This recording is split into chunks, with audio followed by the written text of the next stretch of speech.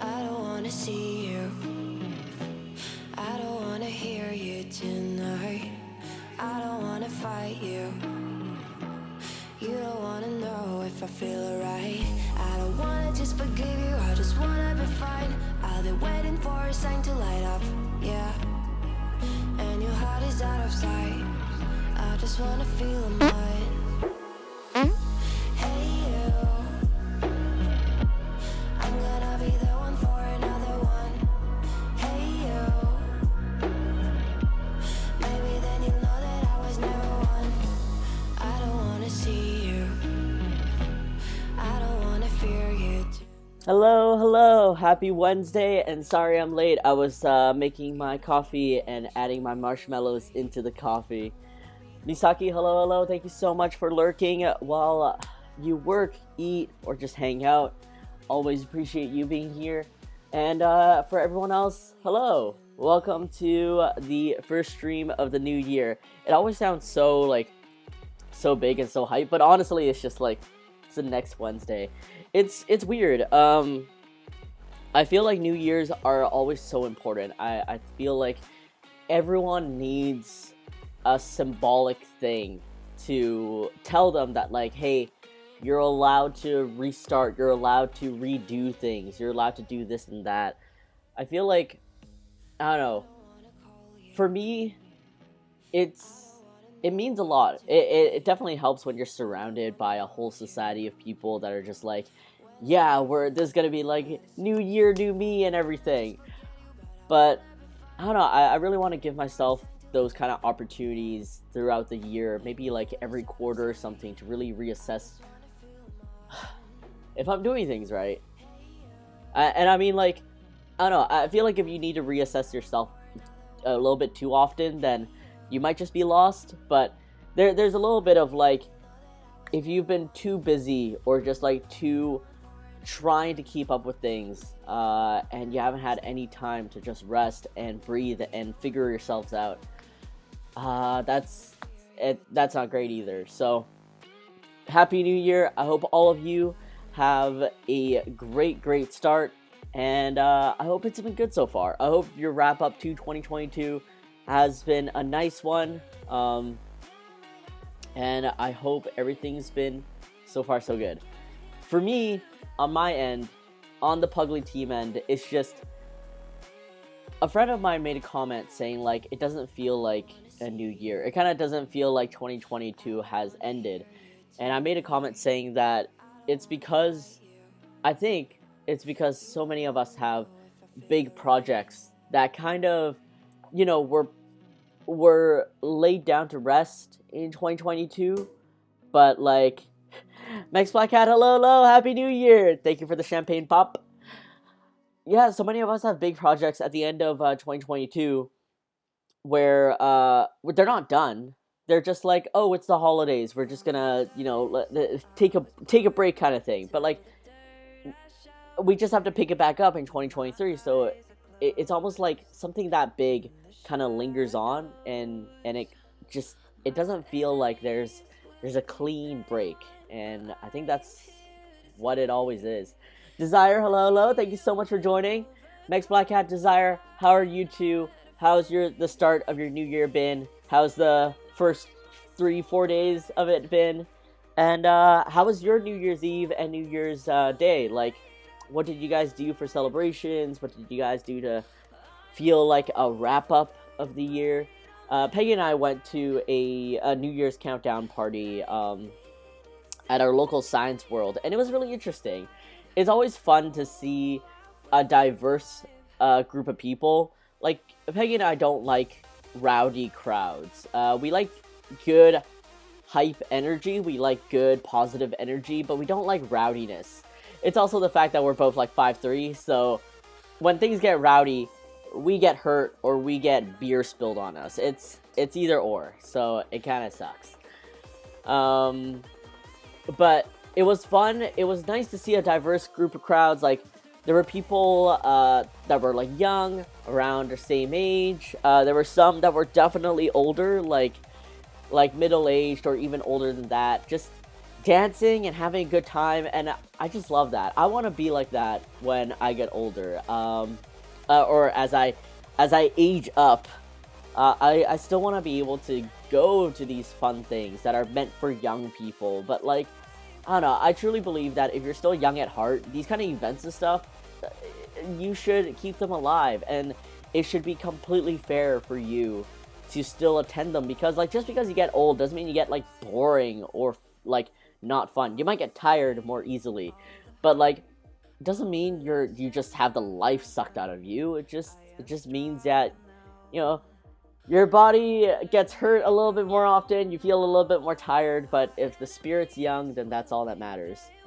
New year is a fresh start, and some of us aren't ready for that. That's also fair. That's also completely fair. Not beer spilled on. I love dancing. Peg and I love dancing too. And by dancing, I mean, like, at least for me, jumping up and down in the air, like, to the beat, and just, like, raising my arms like I just don't care.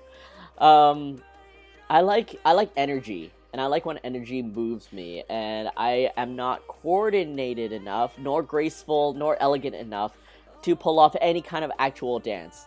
So I'm just jumping. Quantinator, hello, happy new year. Fancy seeing you here in the new year. Hope you're doing well. How's your wrap up to 2022, and how's been your start of 2023? You gotta take a little sippy.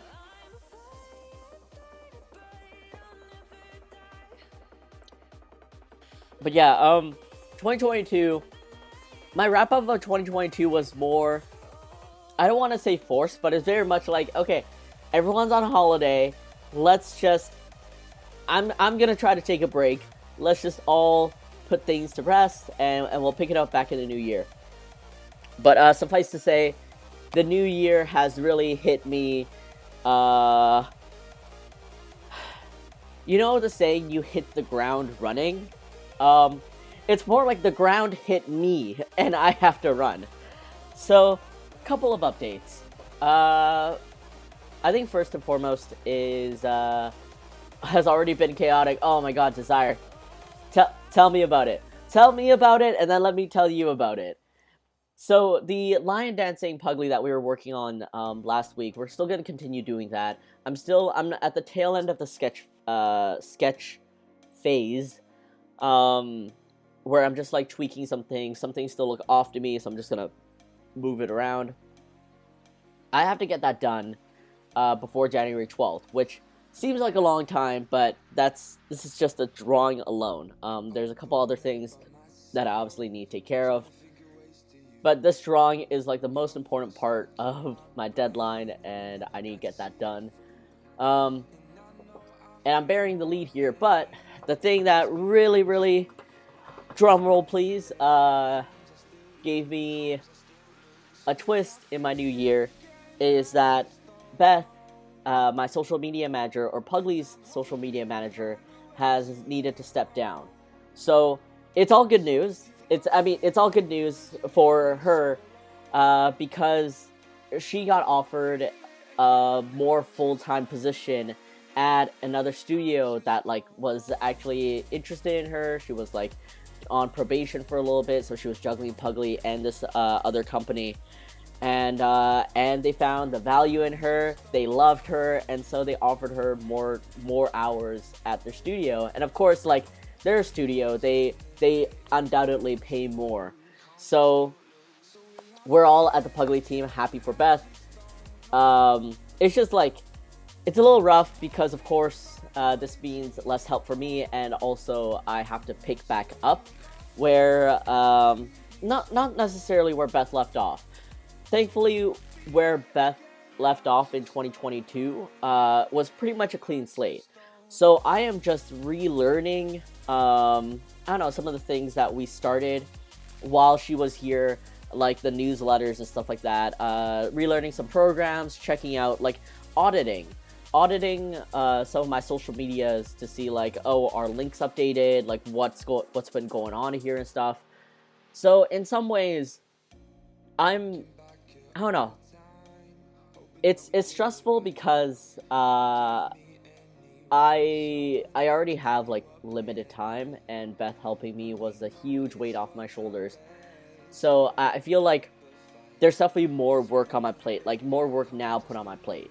But I'm really looking forward to it in many ways because, like, while Beth was helping me, sometimes she would be the one replying to messages and comments, and sometimes I would be. You wouldn't really know until, like, we actually said who's who. But a part of it was, like, me really missing out on just that kind of communication, or just seeing that kind of support for Puglie. And it wasn't like I wasn't allowed into my accounts or anything. It was just because I knew that, like, any of you that had questions or anything would be taken care of. I was able to focus my energy into like drawing or creating merch or thinking up like new ideas for Puglie and stuff. But now that I'm back into it, I can still do that, and I can still just like connect with you guys, at least like kind of go back to really connecting. And I think at the very least, with Beth helping me for the past 3 years, I've been able to just breathe and recharge a bit more. Because around the time when I hired Beth, that was when social media was getting like really overwhelming, and I felt really burnt out by it. And so if anything, this has given me time to step away, and it's also given me time to reprioritize, like, how is it that I want to run my social media. And there's things that I want to do, there's things that Instagram and Twitter expects of me, so I guess we'll see how that goes. But yes, big round of applause for Beth. She deserves it. She really does deserve that appreciation for her and her work, and I'm glad that a studio recognizes that and they are hiring her. So for sure, it is good news all around. It's just a little bit of adjustment here and there. Kechi-san, hello, thank you so much for joining, and Happy New Year. How's the wrap of your 2022, and how's been the start of your 2023? It was busy. Went to Toronto. I want to visit Van City again. Quantinator, you're always welcome to come back and visit. Please do. 2023 hectic, has been chaotic. Yeah. I worked the night of New Year's Eve. Oh. Okay, well, do you get like bonus pay for working the night of New Year's Eve? Your hoodie is so cute. Desire, thank you so much. So this is another update that I'm excited to kind of show and tell you guys. And I had to babysit lots of drunk adults and kids. Okay, that, yeah. I feel sorry for that. Like, I really feel for all the people that have to work New Year's Eve, because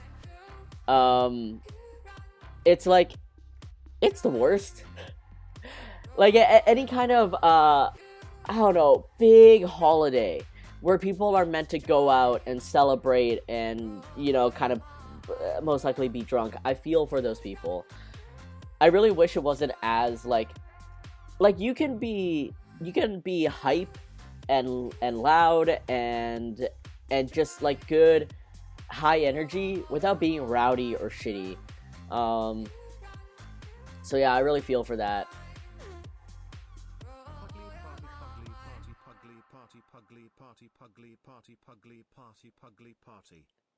Max Blackcat, thank you so much for resubscribing for 15 months. Really, really appreciate that. And of course, you've had the Donut Pugly for a long time, but you deserve it. Thank you so much for being here, and thank you so much for the ongoing support. Appreciate you. Oh, if you work 6 a.m. New Year's Day, that's the bonus day. Oh my god, that's insane. Jeez. I feel like anyone that works New Year's Eve should be paid like double their minimum wage. Because, like, first of all, I can't imagine anyone really wanting to work New Year's Eve. I totally understand that there's some people that would rather work, or, you know, perhaps they don't have like that type of like family and friends support or whatever, or like what would you say, like that kind of dynamic where you would actually go and like party or hang out with your friends and family. So like, I get it, but like still, it's a shitty time. These kind of things are shitty times for employees to work, so they should always get extra pay for working those hours. And I'm always so immensely grateful for the people that like do work during those events, like during those times, because if not, things would not be open and I'd probably starve or be bored. So, Ketchy, I'm so sorry, but I hope the start of your New Year's after those 2 days were a little bit better. But Desire, yes, this hoodie and a couple other things are what I'm really excited about, because I'm not moving over to the shopping channel, because there is no shopping channel, or rather, there's no shop for the channel to link to, because the Puglie Mart is still closed for the holidays. My shop manager and I are doing inventory and stuff, but this is something I'm really excited about. It is a couple of new designs, a couple of new apparel designs. So I have here the Licky hoodie.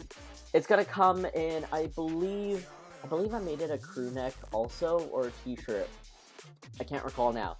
But the design is this. It's just like a little like square window and Licky Puglie here saying hi. And I really like the combo of this kind of like light gray with this yellow, or just like light gray in general with like any kind of color. It's not as stark as white or black, but it's still nice and gives it all a soft look. So this is the Licky Puglie here, little hoodie design. I have a beanie that has like the Puglie. I call this like attention Puglie, because it's almost like you called his name and he's like, oh, someone's calling me. So I have a little attention Puglie here. He's embroidered onto a beanie, and it would seem that, so this beanie, oh yeah, you can see from my crappy camera, it's like knit and everything, so you know there's definitely a texture to it. And so the embroidery on here is a little thick, and so Puglie's eyes are, I think it's gonna be an interesting experiment where everyone's Puglies are gonna be their attention is gonna be drawn away from other things. Realistically, it's supposed to be like centered, you know, kind of like this, but again, because of the medium that this is on, it can't be centered.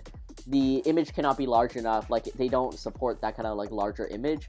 So yeah, This is Attention Puglie. He's a beanie. And then next up, I showed this before, but it's gonna be launching with all these other designs. It is the Roly Poly Doughy. So this is the crew neck with a little Brad Puglie in the front, and then Roly Poly kind of Doughy is like the really big design on the back. So I really like this dusty rose color. It's so nice, and for the shades of browns and yellows and beiges that Puglie is, it makes it really stand out. I feel like it just complements everything so much. So this is definitely one of my own favorite crew necks that's going to be releasing with this drop. And last but not least, you guys have seen me wear this for a long time. I finally kind of made it into a design that will be available. This isn't what you would actually get per se. Like you'll get something very similar, but just slightly different. And that's the Puglie Attention crew neck. I wear this oversized because this thing is like a large, and I normally wear either a medium or a small. So it's still going to be on a light gray crew neck, and it's going to be this design. It's going to be printed direct to garment, and yeah, it's just, you guys have seen me in this for ages. And I know a lot of you guys have asked for this, so I am now bringing it back. Or back, not back, just out, bringing it for you guys now. And there's a couple of designs that I haven't, like, there's a handful of designs I don't actually have featured because I didn't get samples of, but I'm just kind of trusting the process. So I got these designs, I got this hoodie, and I have 2 mugs coming. So this is the Puglie laptop mug. I really love these types of mugs. They're ceramic, they're thick. I love the accent color, and these are new Puglie Mugglies. So it's just Puglie laptop, like front and back, in case you're left-handed, right-handed. There's no discrimination here. You get both designs, no matter the way you hold your mug. But the middle part is just a little like tidbit that says "I'm working," and then in the brackets it says "probably." I don't know, just I find like the middle part of these mugs always get like neglected, or like, unless you have a design that literally is a pattern that wraps around. Generally, designs that are like front and back don't really utilize the middle part. So it's free real estate. Why not just add something really cute in there? So I got this one of these mugs, and the other one is the heaviest breathing mug. I ordered a couple samples of these because obviously I need to take, what do you call it? Product photos. No, I need to take like, it's weird to call it, modeling shoots and lifestyle photos. So I'm gonna be modeling a couple of these for, you know, social media and everything, so people know that there's something like this happening. But not listed is more of these designs. Like, there's more designs, more hoodies, crew necks, t-shirts, and I'm excited. This is my first try at using a service that's connected to my Shopify to provide these like made-to-order items. And honestly, so this type of printing is called direct-to-garment. It's basically like if you fed a hoodie through a printer and it literally printed the image on, which is how it works. It's very, how should I say it?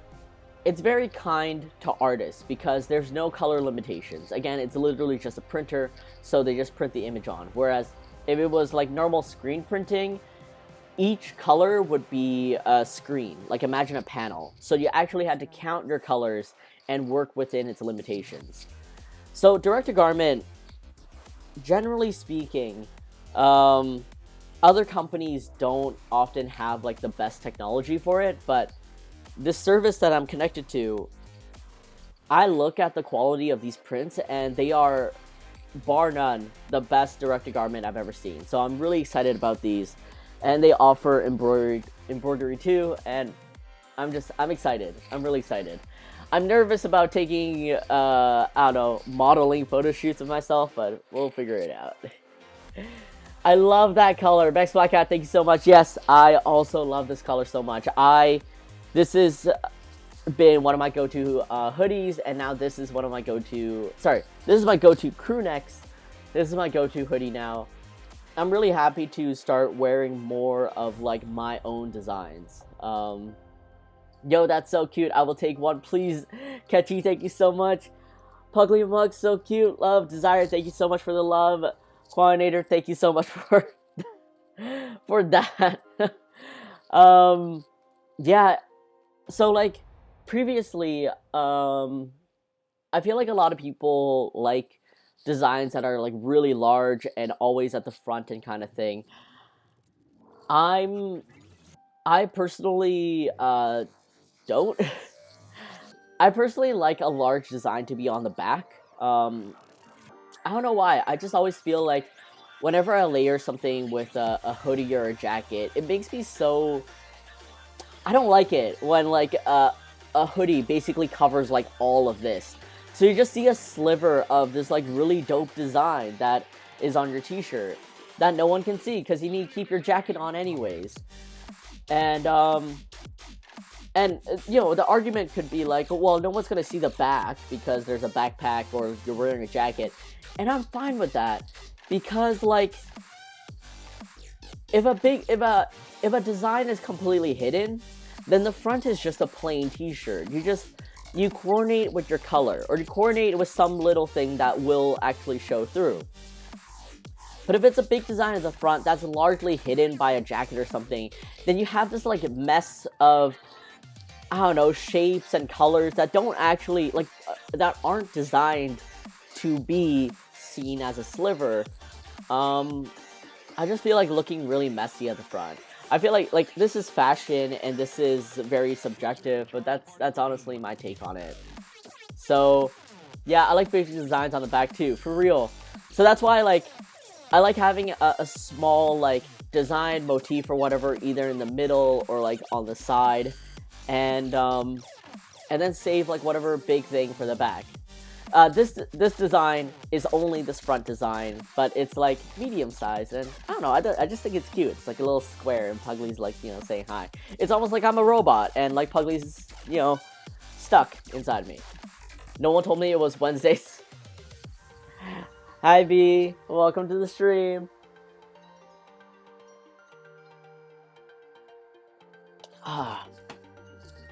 But yes, these are apparel items that I'm really excited about. They're not going to be launching until maybe late January, just because I need time to create marketing for it and create content and take pictures, yada yada yada. So these won't be released in a little bit, but I'm really excited when they do, and I hope a lot of people will enjoy the designs too. On a smaller front of new designs, things that will actually release with the store launch, and that is coming up sometime next week. We got a restock of stickers and also a couple of new designs too. So, oh, these are so cute. Sorry, I actually didn't have time to look at my own designs either. So we have a restock of the ever popular ramen Puglie, or the ramen mini Puglies. These were sold out in my store for a while, but they're coming back. I don't know if my camera will ever focus on them. I don't know if that's even remotely possible. But yeah, these are the ramen Puglies. They're coming back because they're in high demand. And then we have a couple of new designs based off of the Sticker Society. Of course, we have the laptop Puglie, the revamp of the laptop Puglie. Looking extra pudge, extra hardworking. Not really. And then we have the new boy, the thick boy, big heart, bigger dumpy. And I can't wait. I have an idea for some social media posts for this guy. I just got to do it. And then we have the Licky Puglie revamp coming to a circle near you wherever you need a extra large kiss or to look like a pug is desperately trying to break free and eat you or kiss you. I'm not sure which one. And then finally, we have a revamp of the heaviest breathing Puglie, just him, surrounded by an assortment of little food items and drink items. Yeah. I'm excited. I hope people will love all these as much as they did and as much as I do.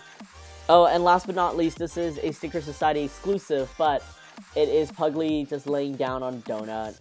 And this was one of my first commission designs, revamped, and I'm glad he's here. I'm glad I'm still able to be doing this, even 8 years down the road. And then, unexpectedly, I got some of my new accessories that, to be fair, are about like half a year or a year late, but I'm glad they're finally here, and I guess I'll figure out what to do. First of all is a badge reel. So I'm scared of letting this go, but I have a lot of like, scared.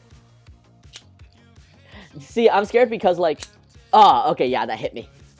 I'm scared. I have a lot of people that apparently either work in nursing or offices, or actually a lot of nurses. And a lot of people have asked me for badge reels because I assume they like clip this on their like belt loop or their scrubs or something, and they connect their IDs to this because they always have to be tapping secure doors. So I have this little Donut Puglie badge reel, and on top of that, I have a new key tag that I've been really looking forward to, and that is the Keep on Rollin'. Oh, that's upside down. Keep on Rollin' key tag. It's shaped like a donut because it is a donut. You know, one side says keep on rolling, the other side is donut. And the charm for this one is Jade, hello. Welcome to the stream, long time no see, glad to see you. The laptop one reminds me of the can't work internet bork pug sticker I got from TLT Cup. Oh, that's so cute. Yeah, I mean, Puglie's trying his best, you know? Puglie's just trying his best. Is he working? I don't know. Can he work? Can his arms even reach the keyboard? No one knows. But the charm for the Keep on Rollin' key tag is it spins. So he literally rolls. And I'm so excited about this. This has been a long time coming, and I don't know, I think for me, I designed this because I want people to carry around like a little tag, you know, something cute, something, you know, but something that reminds them to just like keep going, keep rolling, because no matter what, like you'll get through it. You'll find a way, you'll roll by it, and I don't know, this is like a new fidget spinner, you know, that's the thing, right? So I'm really excited also to showcase this, and I'm really happy with how this turned out. This company that I work with, I love them so much for their quality and everything, but I just find that as of late, it's been really rough to work with them because they're so backed up.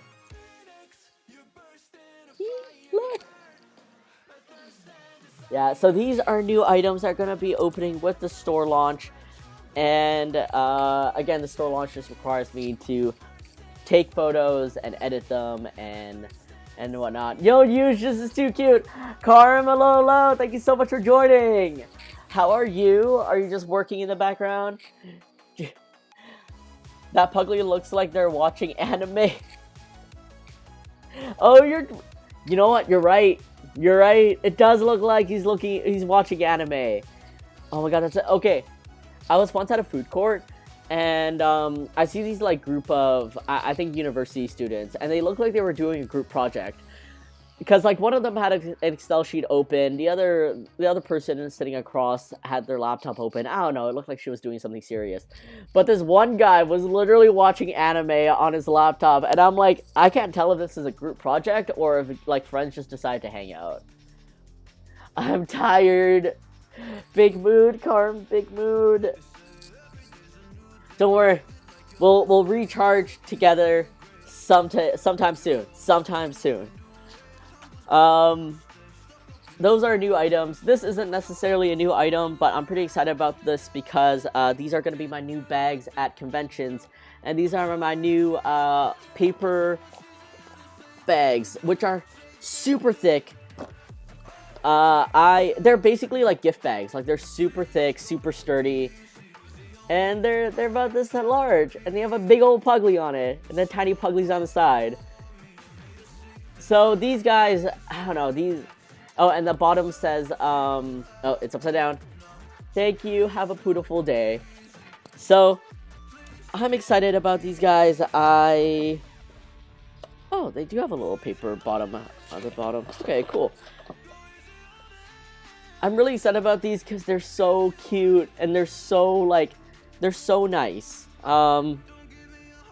My only worry about them and issue is that they're so thick. Like they're so thick, they're so sturdy, and so if I go to conventions with them, I'll definitely need to ship a separate box of these, just to, because like each of these take up so much space in like a potential luggage or something. So I have to yeah, just have a separate box for them. But I'm really happy with how these turned out. I wanted to sell them in the store, but like a lot of them have like a residue on them from the glue at the bottom. So I don't know, if I end up giving these out for free anyways with purchase, then it just makes sense. But something I have to talk to my manufacturer about. But overall, I'm really happy with how these turned out. I don't know why it reminds me of Din Tai Fung's to-go bag, the most luxurious of all food bags. I don't think I've seen a Din Tai Fung to-go bag. Is it like gold, foiled and everything? But yes, I feel like outside of some vendors, like say Milk and Mocha, I might be giving away a pretty luxurious like bag for people to carry their Puglies in. Like it's got a ribbon handle and everything. Are you using these baggies at cons? You're gonna be the next Milk and Mocha. Yes, I'm gonna be using these at cons, and yes, I'm gonna catch up to Milk and Mocha for sure. If you do cons in SoCal, I can receive and deliver for you as long as I'm not traveling. Oh, Jade, thank you so much. I'll let you know if that happens. I will definitely lean into that. I'm working on allowing myself to reach out for help. So, Jade, thank you so much for offering, and I'll let you know. First, I'll learn my geography, because I don't know where SoCal is. And then second, if I do end up in that area, I'll definitely let you know. Oh no, it's like super thick bag like that with white and red too, but you can tell it is quality. Yeah, I really hope people, if they choose to get this bag, because like some people don't need bags, right? But if they choose to get this bag, I really hope that they'll reuse it, regift it, I don't know, cut it up and use it for like arts and crafts, just something.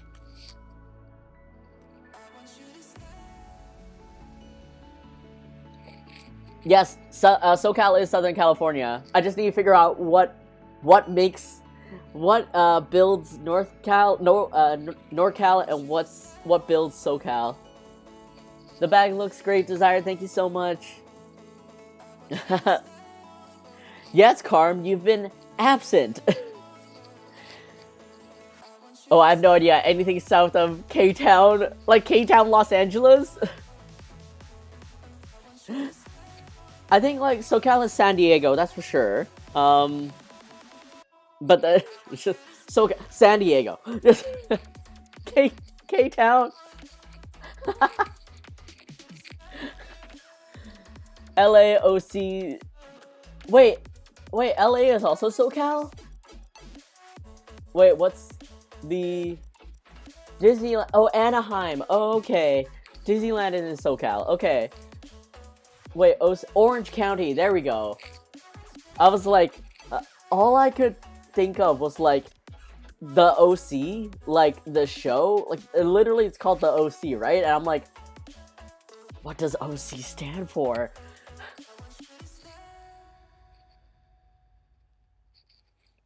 All right, let's take a sip, and then let's move on over to the drawing. and it is us finessing the final sketch of this and also adding in the eyes of Puglie. But while I'm doing that, of course, I'm gonna chit chat with y'all.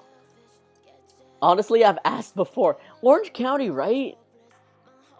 Lunar New Year, yes. Lunar New Year celebrations. Oh yes, Honey and Butter is also in SoCal. Yes, yes, yes, yes. This is so cute, Carm. Thank you so much. It's been a long time to do of mine to draw a lion dancer Puglie because I really like the look of our lions, and yeah, I'm really looking forward to it. Oh man, I can feel the lag. My computer didn't used to lag like this, and I'm a little concerned that something is I mean, something might just be, going downhill. I'm so sad. My poor computer. I still feel like some kind of like Wacom tablet driver that I had downloaded previously really messed with some things. But I guess we'll see. So alright, I'm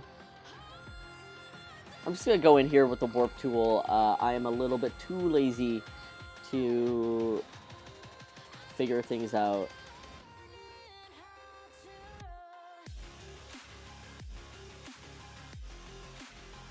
It may also be like the fact that I'm using Spotify to play music, which is via Google Chrome. That could also be eating up a lot of, my my poor computer's ability to run anything.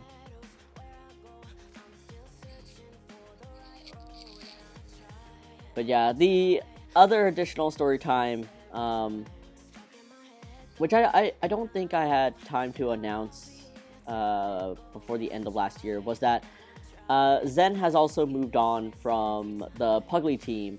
They also got a full-time job at a company that obviously is offering them full-time benefits and all that, so they wouldn't be able to keep up with the responsibilities that Puglie would have. And so they decided to step down too, and again, it's good news for everyone because, you know what, it's a good thing that happened. They got hired somewhere, they get paid what they're deserved, and in some ways or another, I still got to step back and rest a little bit more, and now I'm coming back into Puglie, not necessarily regaining control, but having the time to really think over, like, why I do things, why I have Puglie to do the things that we do, and if there's a better way to optimize it, if there's a better way to, if I need to do something at all. And in many ways, like, I don't have the pressure of someone waiting for me, because again, like, if this person is waiting for me, I'm spending the money for them to wait. And I also don't want them to feel like they have to keep going back and forth on, stuff that they did. So, in many ways, like, if I make any changes, I only have myself to blame and myself to thank. And I can take my time, because, I mean, realistically, I'm not being paid for the time I use to run my own business. So, yeah, it feels a lot better than, like, having that feeling of someone waiting on me to give them direction. I've always wanted to go inside one of those dragons ever since I saw the bad guys pop out of in Mulan. I mean, I can assume it's like very yellow and red, maybe a little bit dim inside, but it's fascinating watching the coordination of the dancers in these lions and stuff. Good luck on their new adventure. Yeah, for real. Like, honestly, everyone just gets the best wishes and the good luck, and it's been really sweet. Like, when they've had to send me the message, which I can assume wasn't, like, easy, because it's always, like, it's difficult to kind of have those endings and stuff. they were expressing how thankful they were that like I um I offered them the job in the first place, and they got to work alongside Puglie and grow him, and and they got to be there for such significant moments of Puglie, like when Puglie got the collaboration with Kurasushi and stuff. And honestly, I'm just really grateful that they decided to join me in the first place. Cause like I'm a small business. Especially coming out of the pandemic, I couldn't afford to pay a whole lot. So I'm really grateful that, yeah, all of them just trusted me to go on this adventure with me. Sorry, I'm trying to figure out what exactly I'm drawing here, and I just realized this was the little flappy bit.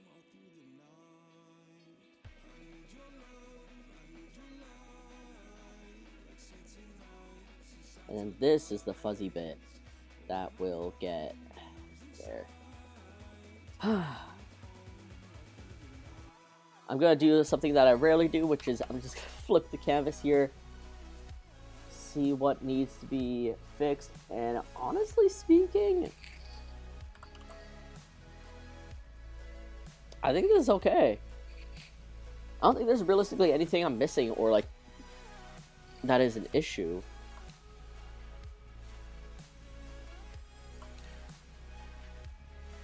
Huh. Okay. I'm wondering. Alright, let me throw up some references real quick.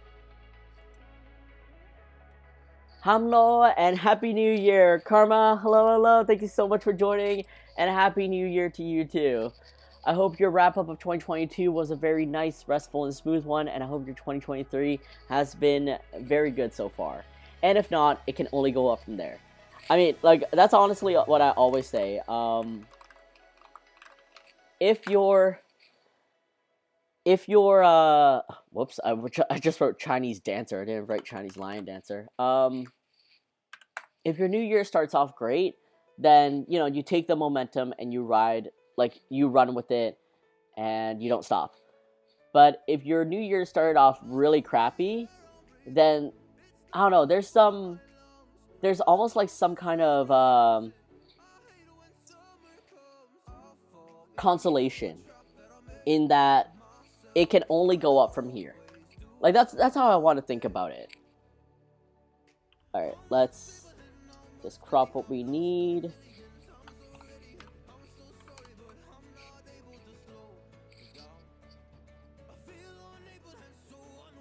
Like, I had one New Year that I celebrated with my girlfriend, and literally that New Year's Eve, all we did was stay at home.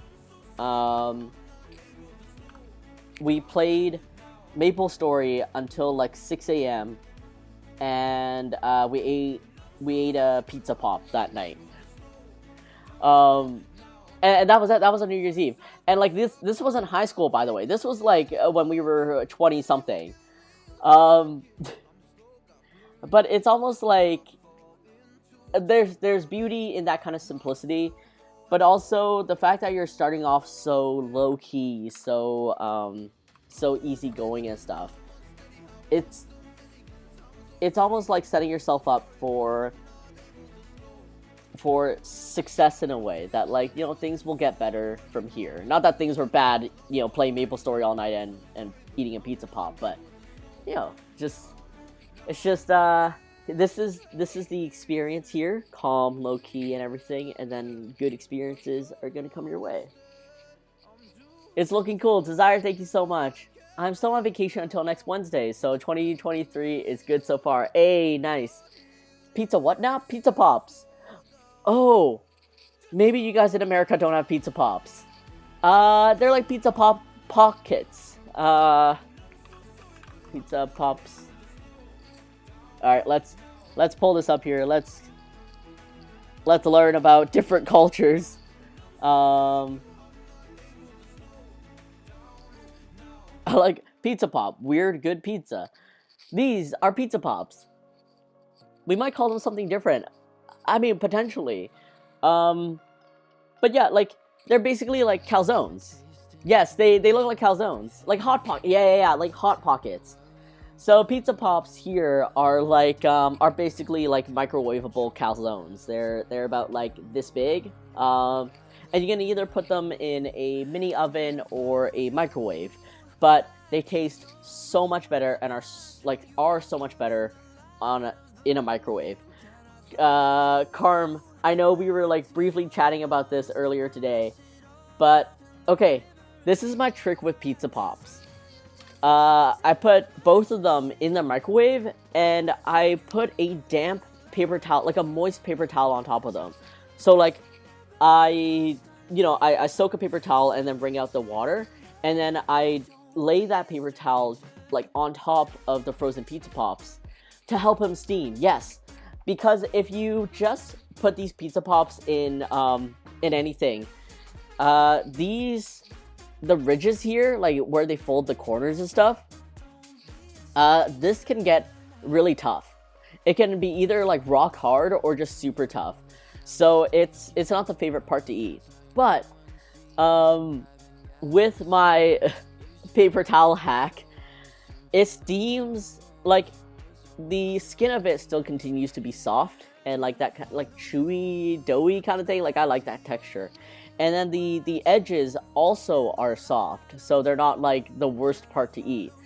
And I don't know, I put them in for 3 minutes. It tells you to flip, but like I never flip. Like, you know how instructions be like, heat this in the microwave for like 1 minute, take it out, stir it or flip it, or like, I don't know, jostle it around or whatever, and then put it back. I'm too lazy for that. So like I always just shove it in for the full time. To be honest, I googled Pizza Pops. I'm glad it wasn't pizza flavor popsicles. Yeah, I mean, one day, maybe.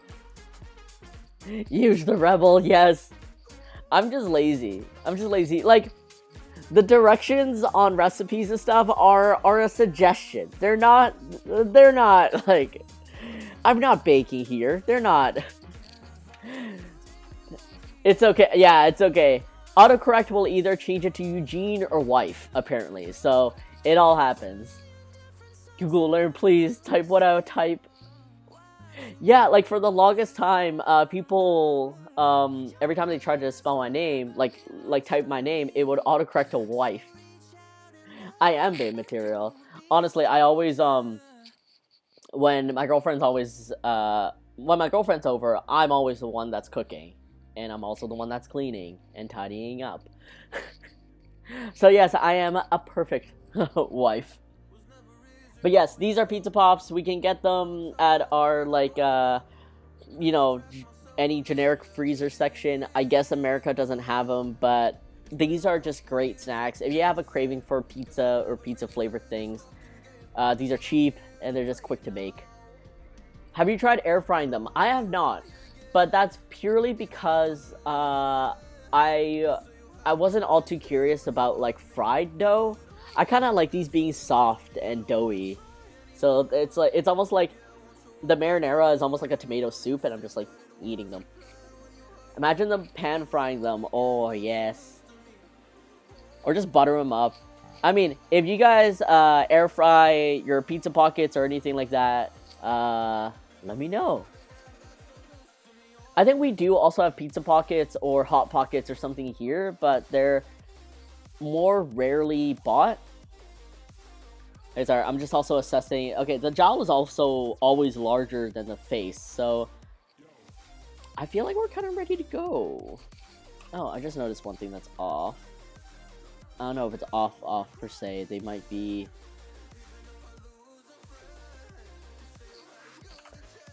Please, why you gotta lag like this?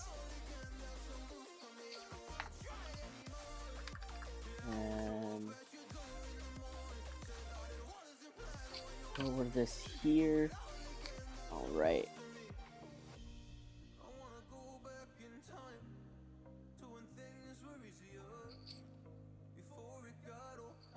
Pizza Pop Party. Oh my god, that'd be pretty dope. I mean, someone's microwave is gonna be very burnt out, but Yeah, imagine like getting a variety of flavors and just making a bunch of them, and then y'all just like sitting around eating pizza pops. Oh man, that's the good stuff. I'm so glad I had pizza for lunch, so I'm not craving pizza or like any kind of pizza pop related memorabilia. Let's see. Da, da, da, da. It's gonna be a messy area, but that's okay. We'll figure it out as we go.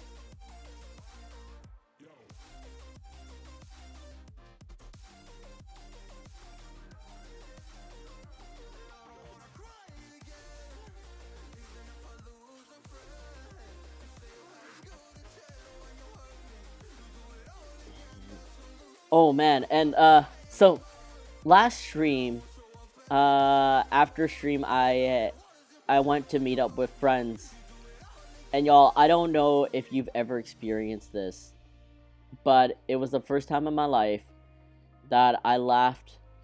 It wasn't that I laughed so hard that I threw up. It was that I was trying not to laugh so hard that I threw up. Now, anyone here that's hungry, you are now not hungry. Stuff we don't get in Europe, but I really want: pizza pops and Wendy's. Oh, you guys don't have Wendy's either. Okay, you see, that's a really funny thing. We have Wendy's, but like so few people actually go. I don't know why. First of all, they're not as like they're far and few for us here in Vancouver, but like nothing on Wendy's all ever appealed to me. I don't know. I just always ended up at McDonald's. What? Oh no! I did get a huge cramp on New Year's from laughing at Overcooked too. That sounds like a good time. We also have Tostitos. Oh, Tostitos pizza rolls and Bagel Bites. Okay, Bagel Bites got discontinued in Canada. They literally just like stopped selling them in Canada. I think we still have Tostitos pizza bites, but yeah, big sad face. The pizza bite, bagel bite things are just no more up here.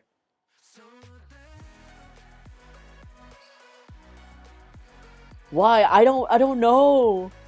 I don't know why they did it. I think there was an official announcement, but like I don't know if they ever answered why. Maybe it just like wasn't profitable enough for them.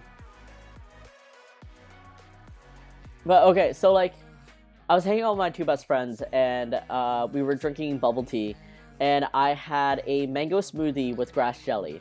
Now I want bubble tea. I blame it all on you guys. So I had a mango smoothie with grass jelly, and it's delicious. And we were just sitting at our friend's house,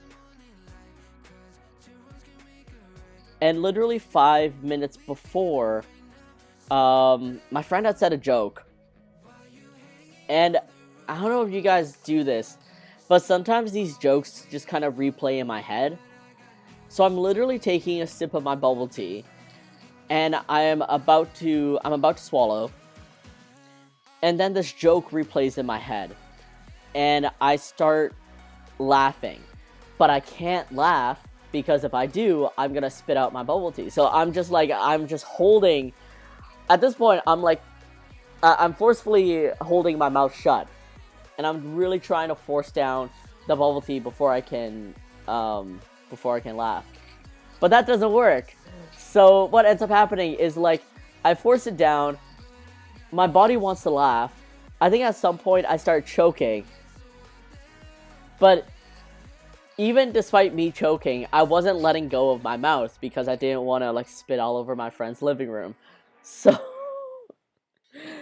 my body's like, okay, it's not coming out the mouth. We're gonna come through the nose. So at that point, I think there was just so much like gagging action happening in my throat, in my esophagus, in my whatever, that it triggered like the vomit response. So here I am trying to swallow bubble tea, which is now coming back up as vomit. And there's no room for it to come out because I'm not opening my mouth. So it's coming out my nose. It's disgusting, I know. And at that point, my friends were like, "Oh no!" And she grabs a trash bin, and I'm finally able to just like release everything from both my nostrils and my mouth. It was a rough time. I've never I guess like laughed so hard that I needed to vomit through my nose, but here we are. So that's the first. SOS, I want bubble tea again because I had a really good one yesterday. Ooh, what flavor? I went to Wendy's once in my life, and in my opinion, it was a better experience than McDonald's. So yeah.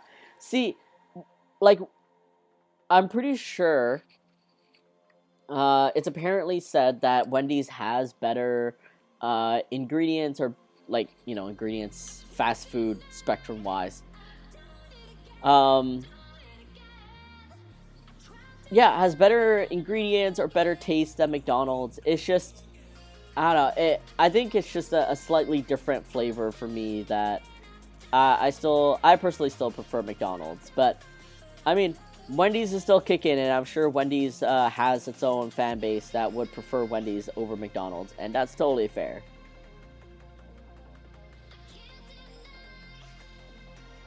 Sorry, hold on. Let me just here's this.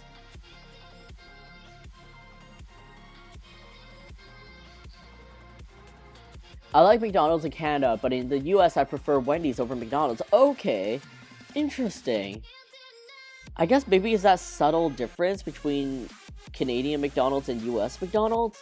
I know your McNuggets taste different. I'm not sure why. Someone once said it was like, I don't know, something was fried in peanut oil. Like maybe in Canada it was fried in peanut oil or something. But I'm not sure about that because that is a big allergy issue. So I'm not really sure what the difference is. It was this different kind of oolong tea with cheese foam and coffee jelly. Ooh, yes, yes, yes, yes. Very good, very good. Oh, that sounds so refreshing. Like, you know how, like, there's bubble teas that are refreshing, right? Because they're more tea-based and, yeah, even the topping can be less sweet and just make it, like, more jelly. And then there's, like, bubble teas that are pretty much desserts, like the milk-based ones.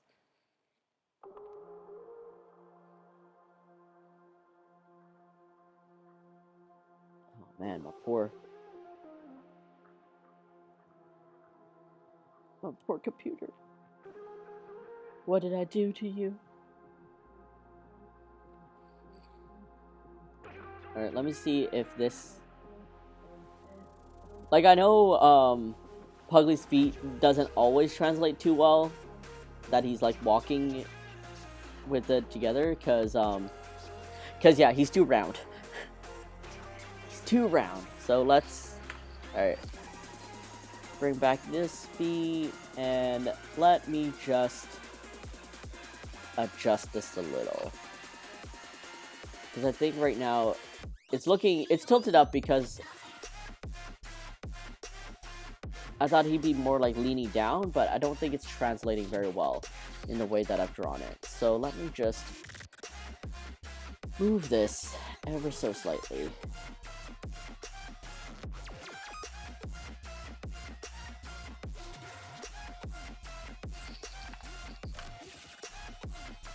One of the few fast food chains I won't ever go back to is Five Guys. Every time I went there, the staff were so damn rude. Aw, man.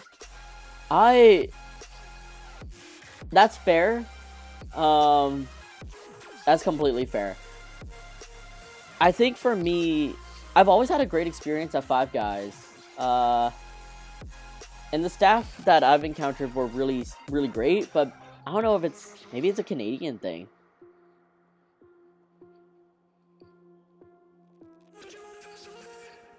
Like, I remember when Five Guys first opened up Canada, I feel like probably from corporate, they wanted to make sure, you know, people liked Five Guys and it was a good experience. So they probably really enforced, you know, good behavior and kindness and all that. Okay, unlink this. Duplicate this. Duplicate this mask onto here. delete this top part, and let's move this back about here.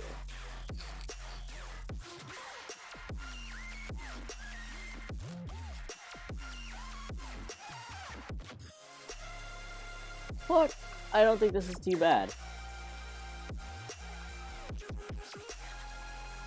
I think this is pretty solid enough to go into line art for now. And I'm just gonna move this here. I just personally don't like Five Guys because too much seasoning. Oh, interesting. Like for their burgers or for their fries? Or both?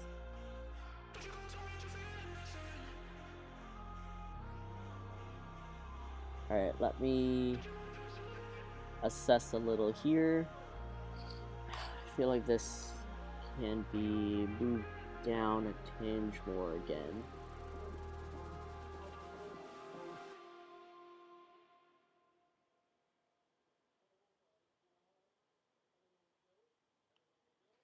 But yeah, start of 2023. I only have myself and the shop manager, which, honestly speaking, I'm really grateful for my shop manager. I've wanted help in the store for so long, and oh wow, my mouse is really not having it, huh? Okay, let me set this a little.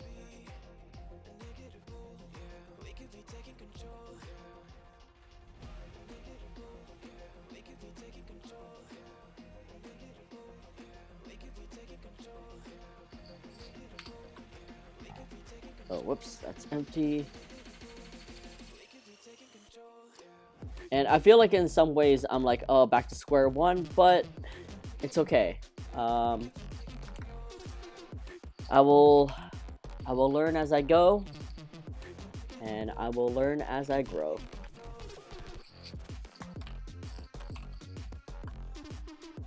I think for now, like, one of my goals is to look for a content manager / content maker, because what I'm really awful at is photography and like going out and brainstorming ideas of like, oh, what kind of backdrop would be great for this merchandise or this this product or whatever, or like what photos can I take with this product outside of just the product itself. And I also want someone to be able to look at my stuff and be like, okay, let's post this series all together, and then like we'll organize this to be posted at this time. So like in some ways it's a social media manager, but in other ways it's very much just a content manager. Well, they'll see all the crap that I've made and organize it for me.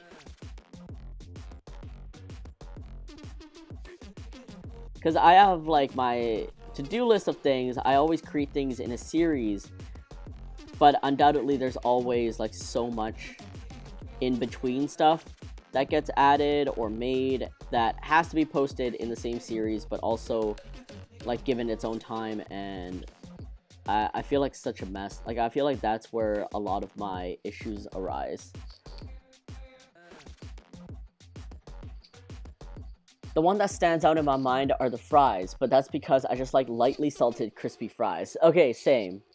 That's also fair. Like, I don't know, the Five Guys fries have grown on me. I can definitely see where you're coming from regarding like, oh, too much seasoning. Because I like my fries plain as in like even unsalted, because I love the flavor of potato. So that's me.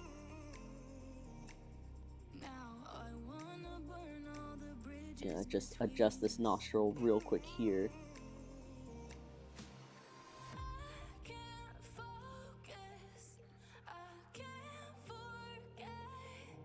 Just gonna adjust this here.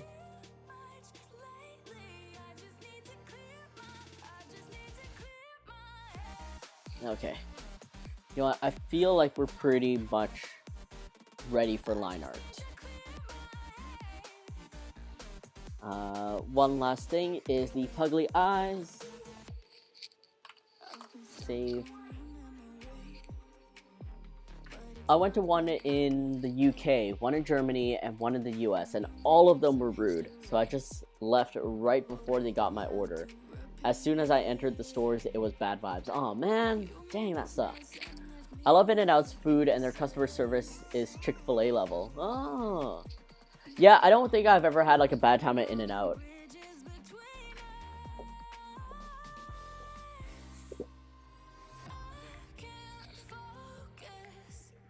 I only went to Five Guys once, and it felt overrated.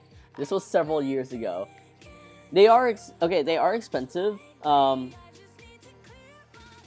feel like, at least in Vancouver, there's not a whole lot of like.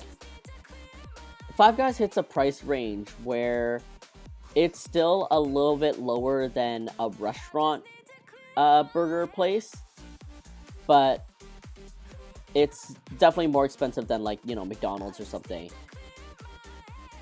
And for the quality of the burger that I get from Five Guys, it's definitely better than, you know, what you would get from McDonald's or Burger King or something. And I feel like it's on par with what we would get at our restaurant burgers. It is like 10 times more greasy and more messy to eat than a restaurant burger, but yeah, that's what I've been craving. Lil Pug 7, hello. Thank you so much for joining. Happy New Year, and I hope it's been a great one for you so far. How are you doing? How's the wrap up of your 2022, and how's your beginning of 2023, if you want to share? We are just working on Lion Dancer Puglie right now. Probably close to line arting once I fill in the eyes.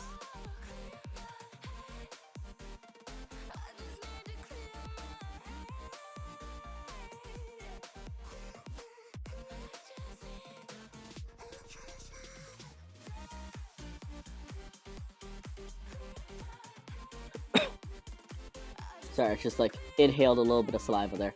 Oh man. I'm so sad because, like, my Cintiq didn't lag like this before, especially, like, not while we were working on OBS. I don't even think back then when I did use Chrome for music. And I feel like I really messed something up when I downloaded a new tablet driver for a tablet that I thought I was going to keep, but ended up not.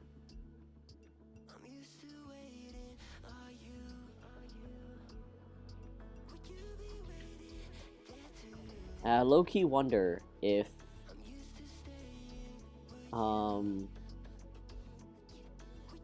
because previously I had downloaded multiple drivers from the same company for different versions of their tablet into this laptop, and I wonder if that weird mix of drivers is what made my tablet perfect. I don't know, how does technology work?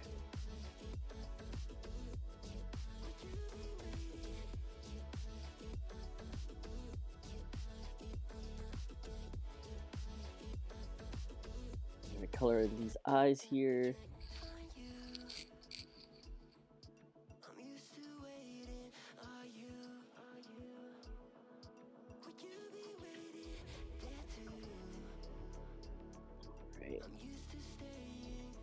But yeah, also for 2 months this year, March, I think, yeah, March and April, my shop manager is going to be in Japan, because she's going with her partner and a couple of friends, and they've been planning this trip for a while now. Exciting, a little actually, I'm not nervous taking back my store because, you know, I've done it for so many years. I know how to run my store. It's just, again, like the extra help that I've come accustomed to.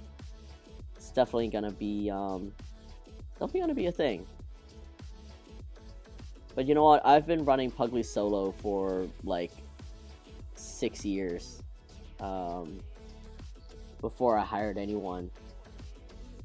I'm pretty certain I can continue to go through it, and once I figure out better how to word what it is that I want and actually spend the energy to look for someone, yeah, hopefully it'll be good.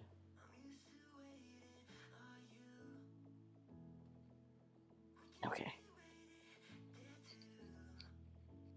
Oh, did I draw this on the face panel? Oh, whoops. Oh well. I needed you here anyways.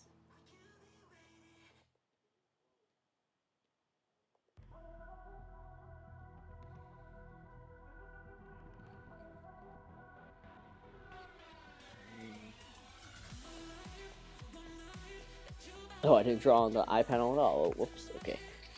Save. I wanted to tell you that for so many years you were my main reference to design my Pug 7. You are amazing. Aw, thank you so much. Really appreciate that, and thank you so much for appreciating my design. I hope Pug 7 becomes your very own, one and only, and yeah, I hope you're able to explore many avenues with them.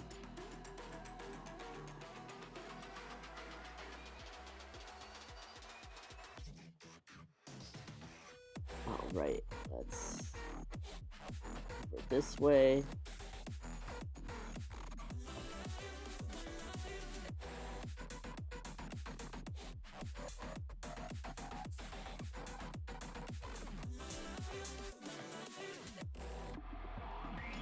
Okay.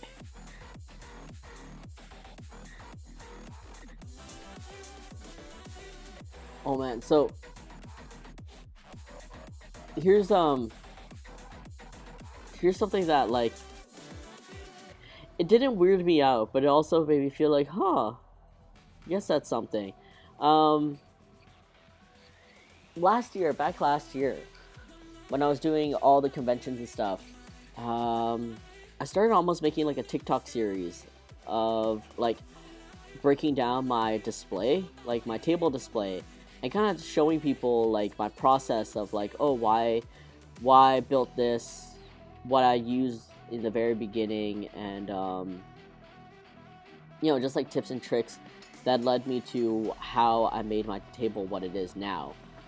And some of them blew up, or well, like blew up, not in like millions of views or anything, but like thousands or something.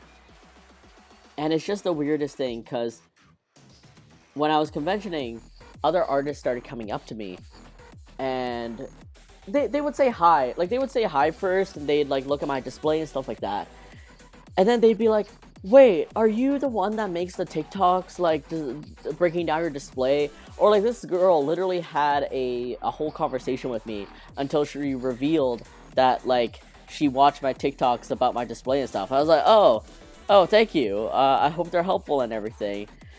But for me, it was like, it always just felt really strange, because I guess I didn't expect myself to expose myself in this way.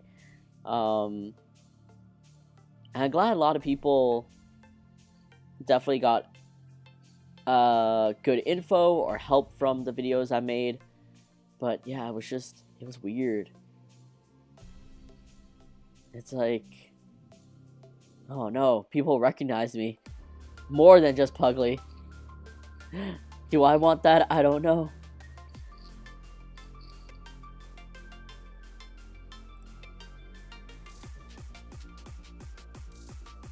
Oh, I forgot Puglie's tail.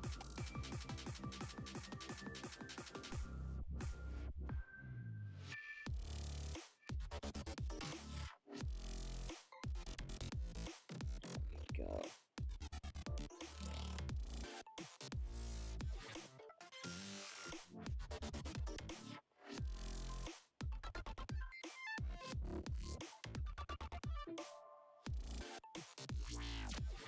And just gonna add the tail here.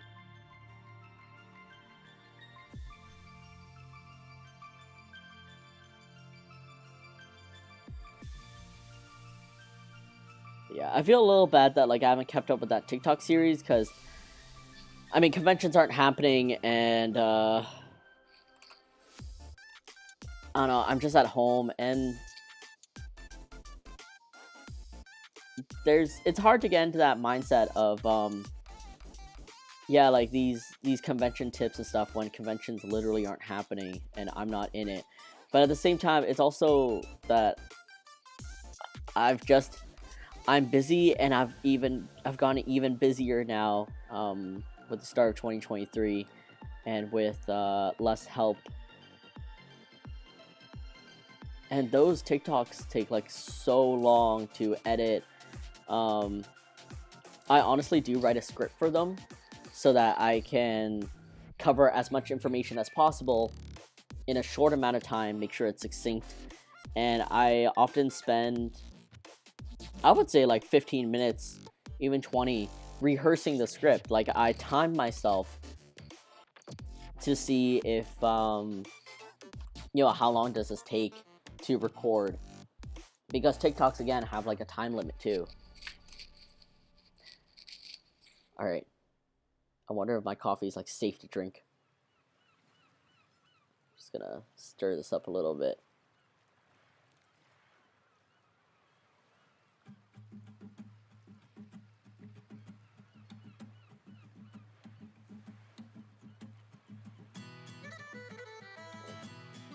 Oh, it got cold.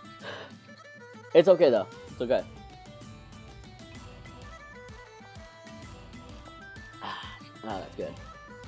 Sorry, wow. Yeah, it's just, I think more often than not, a lot of people don't realize the amount of work that goes into creating like content, especially video content of all things. And like, not to be like that influencer that was just like, I work harder than all of you. Like, no. It's just, there's so much more planning to make it as smooth and succinct as possible. Like, making each of those reels usually took me about like 2 hours, and that's from like, no, writing the script took me, okay, so like 2 to 3 hours, and that includes like writing the script, planning out like how the video goes, taking screenshots and drawing stickmen or whatever, and putting it all together, and then editing it, and then putting in my audio, editing my audio. Oh, and then, oh my god, adding the captions too.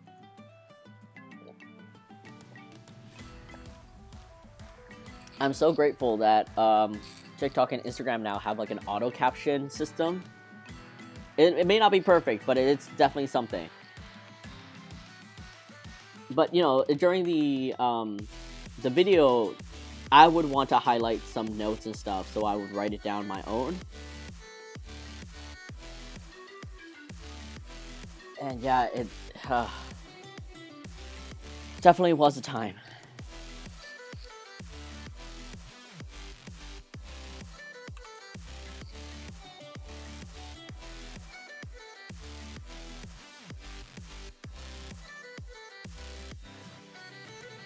Alright, I'm just gonna... I just want to see... Like, this is pretty perfect. This might not be a transform. I might want to skew it.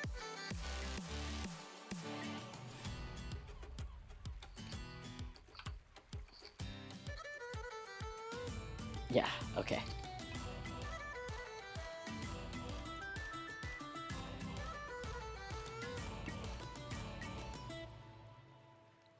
But you know what?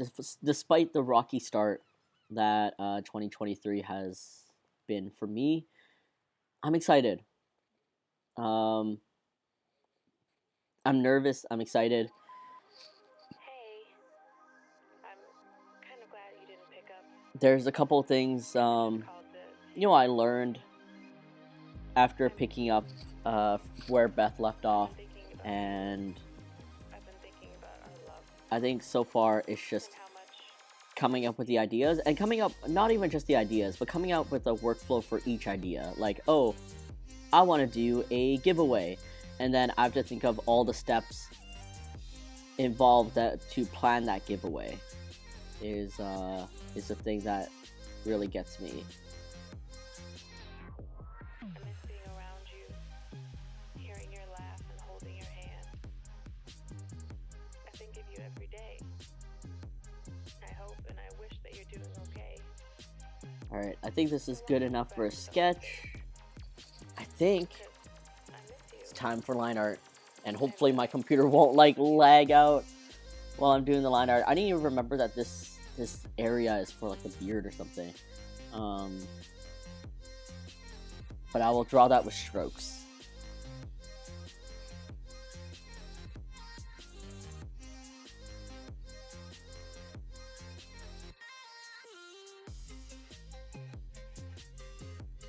Right, and this was a version where like Puglie didn't have a partner. It was just gonna be like him dragging around the head, but yeah, I think with the Puglie partner makes the most sense. All right. Oh no, don't put those two together. The idea of you listening to this, the thought of you on the other side All of the right, line, and move this here. can't hang up. I don't want this to end. Not again. And let I me. don't know if you miss me too, but I hope you do. Still a sketch. There we go. That's line art. Let me get on my stabilizer. Whew.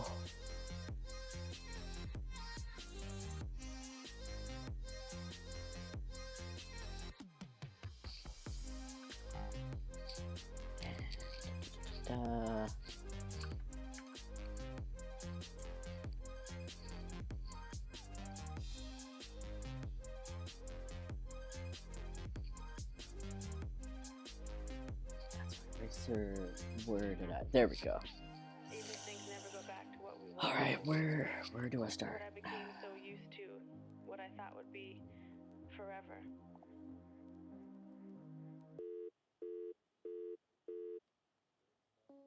Oh my god, the lag on my brush is gonna destroy me.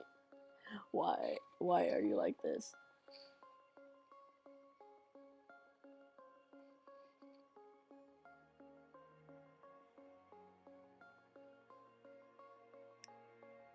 Oh man. I may have to do the line art off stream because this ain't happening. No, I have no control. Oh man, why are you like this? Alright. In the instance that this is not working, we have another sketch that we can work on that is gonna be way more cursed. I think I'm gonna have to do line art off stream. Oh, that sucks.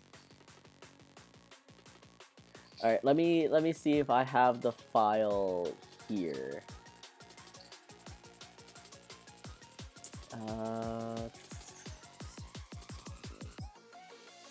Valentine's. Yes, I do. All right, so I have to do a line art off stream. I'm not sure if you guys saw on the screen, but like there's a lot of lag happening on my tablet. I don't know why. I don't know if I need to spend a couple more times just like troubleshooting my tablet, but like my cursor should not be flickering like this, and it should not be this jagged. So I will save this for now. I'm gonna close all these things. I'm gonna check if my tablet will lag like this after stream, like once I close down OBS and stuff like that. I think we're still capable with doing sketches because sketches isn't like clean lines or anything. So everyone, we're gonna work on this cursed Valentine's Day together, which might as well also be April Fools, but who here knows this reference?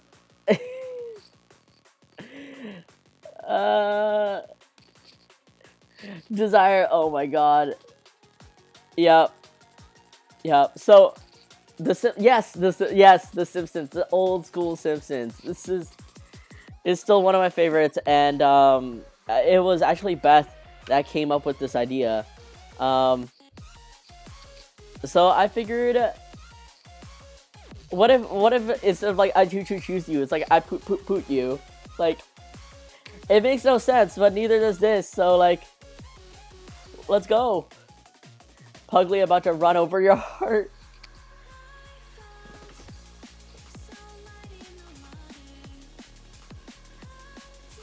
Alright, let me recalibrate this a little bit. Because I drew this in Procreate, and at the time I didn't have the right brushes. I didn't even have the right brush size for whatever it is I wanted to draw. So let me check the size of this. 300 DPI, 9x7, okay. And I'm gonna change this.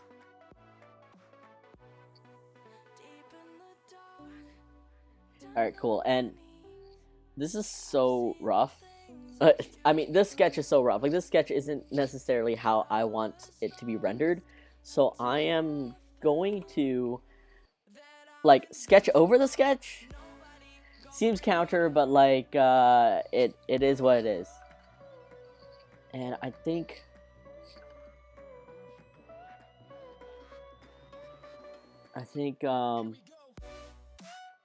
yeah, okay. Alright, let's go. And I should probably choose a different color and not on the same layer. Let's choose a darker blue.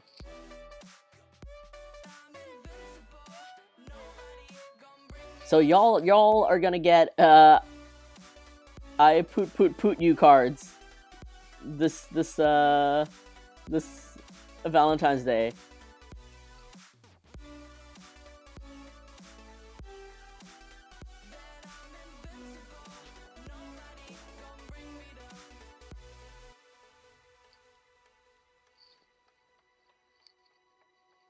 So, alright, we're gonna... Like, this is so wonky, oh my god. I haven't watched Simpsons in so long. Like, I did... every once in a while, I binge, like, the newer seasons. I did catch up with the newest, Halloween special. But, man, I miss The Simpsons. There's a lot about the new Simpsons that... I mean, I think we all complain about the new Simpsons. It looks good and cursed. Yes, blurst. Thank you, thank you. Like, first of all, oh my god, the voice actress for Marge, I feel for her so much. She sounds so... Like, voicing Marge, I feel, really took a toll on her vocal cords. I don't want to say she sounds bad. It's just... It sounds very, very rough on her. Like, Marge just doesn't sound like Marge anymore. And I feel like all the characters just got kind of really dumbed down. I used to be a super fan of The Simpsons, but stopped watching when I went to college. I tried to watch a few episodes, but it's definitely different, and I probably can't get into it. Oh my god, yeah, Marge's voice, it sounds hoarse. Yeah, there it is. It sounds hoarse, like, I can't imagine, because, like, Marge's voice is already that kind of, like, really, it's not grating, it's just, there's a little bit more, like, rumble, almost, you know, like that kind of, I don't want to call it gravel, but it's kind of that feeling, like Marge's normal voice is like that. And I can't imagine a voice actress keeping up with that for like 20-something years. I honestly don't know what the voice actress normally sounds like, but I can't imagine she actually sounds like Marge.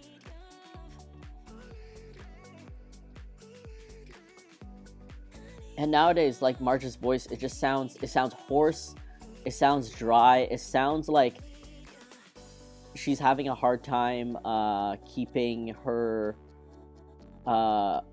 tone, I guess. It's like sometimes it's like the pitch or something goes higher or lower, and gosh, the voice actress for Marge is amazing, and I hope she's taking good care of herself. I hope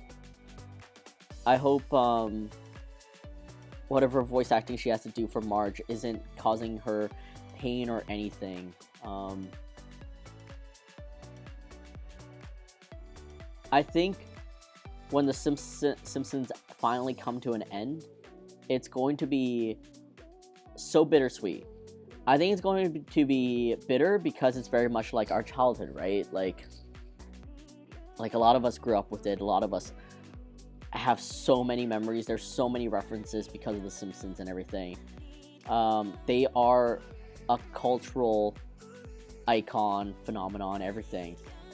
But I think it's going to be sweet because I feel like everyone's wishing for the Simpsons to just call it a day almost. Like, and that's another thing that I've seen complaints about with the new Simpsons, and like why, like, I don't think my judgment of the Simpsons is colored by, oh, I grew up with them. I mean, maybe a little bit, right? But I definitely feel like the storylines back then with the Simpsons had more depth. It's not like they had moral of the story kind of thing, but they did have like mini character moments, even if everything was episodic. And it's not like, Homer became a better dad, like, slowly became a better dad through arcs or anything. But even within the episodes themselves, it's almost like he has his he learns to be a better dad. And then, whenever they have those montages. Luz, hello. Thank you so much for joining, and hope you enjoy your time here. Welcome. My name's Huge, and this is Puglie. He's my little imaginary pug because I don't actually own one. And today, we were going to draw lion dancer Puglies, which we kind of did in the earlier time, but my computer's lagging, so we're going to go sketch this very cursed I choose you Puglie. How's your day been? How's everything going? Right now, we're just discussing The Simpsons. And I guess, like, I don't know, do you watch it? Have you ever been a fan? Because I was just mentioning how, like, yeah, I don't think... I think it's an objective fact that a lot of people agree with that old Simpsons was better, and it's not purely because of nostalgia reasons, but it's because, like, the characters had facets. Like, they had growth, and they weren't all one thing. Like, Bart is a prankster, and he's annoying and everything, but when you boil down to it, he is a good brother. When push comes to shove, he learns and he realizes he is a good brother. Oh my god, what happened to my layer? What happened? Homer's an idiot, and he's really incompetent, and, yeah, honestly, he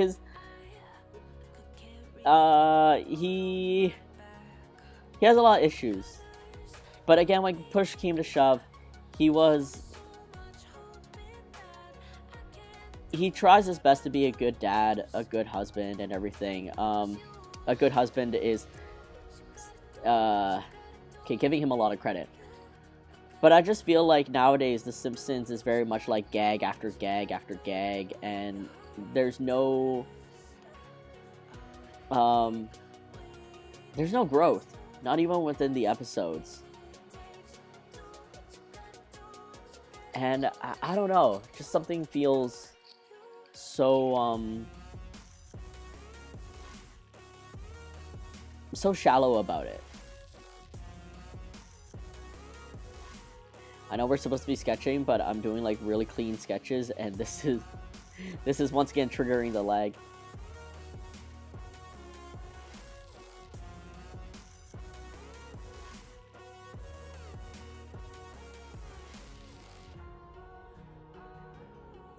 Alright, and this is the Puglie face, so I should be able to do this without too much trouble. I should. as the creator of Puglie.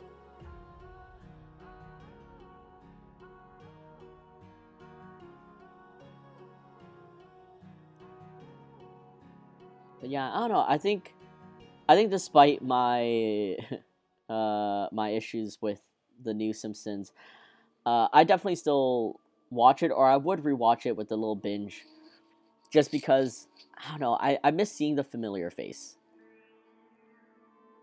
Uh-oh.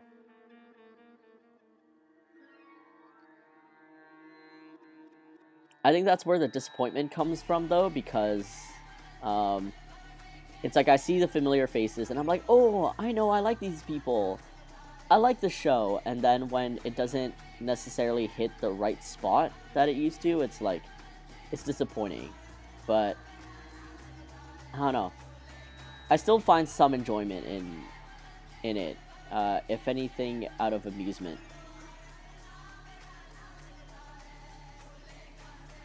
I feel like Family Guy, on the other hand, is something that got better with age. Like, they moved away from being like super gaggy and like jokes after jokes and, you know, inappropriate jokes and stuff like that, and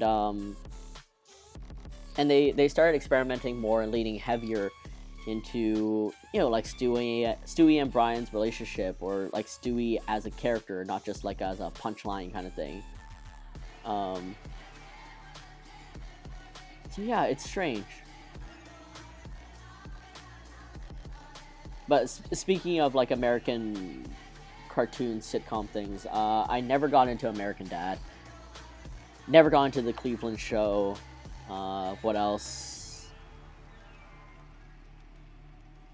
Futurama I did get into, albeit I don't think I really understood all the time, slash I didn't like it as much as The Simpsons, but I did find amusement from it. But the one episode about Fry's dog, like, destroys me. Even now, as I think about it, it is destroying me from the inside. It is the best, worst episode in the entire series, and I hate everyone for it.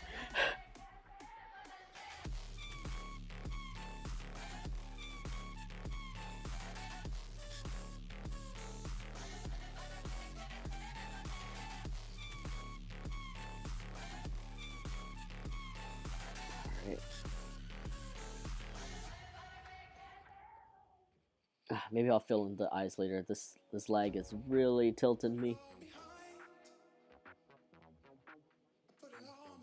Alright, and let me move this down. American Dad is better than Family Guy. Ooh. What, why do you feel that way? Or like, why, yeah, why do you feel that way? I'm just like, I'm really curious. Because the couple times that I've watched American Dad, I just wasn't able to get into it.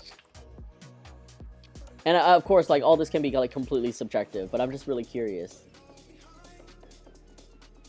Oh my god, please. Why are you doing this?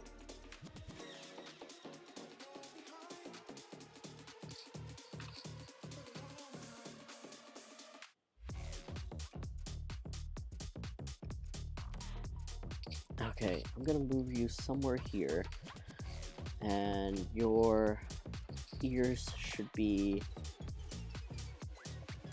about here. Futurama is fun. Futurama had some episodes which made me want to cry. I mean, yeah, also fair. Like, oh man, all the times when, like, Fry tried to express his love for Leela too, and it was always mistimed or whatever. Damn. Feels bad.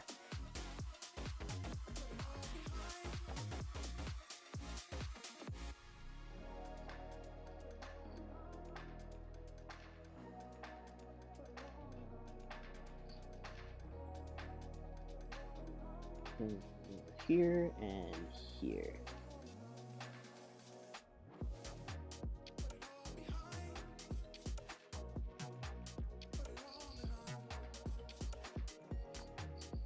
Family Guy ended up just being fart and puke jokes. Oh, okay.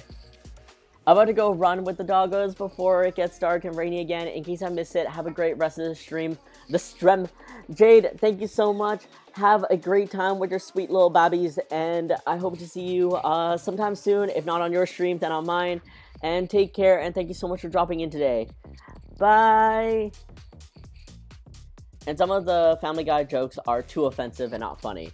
That's fair. I can probably assume the too offensive jokes, or like that they would actually go there to be too offensive. I can't recall the fart and puke, like, not that I can't recall them, because of course there's like the big one where they were like fighting over, like they were betting over the last piece of pie or whatever. I just can't think of things of recent episodes, but I also haven't watched Family Guy in a long time.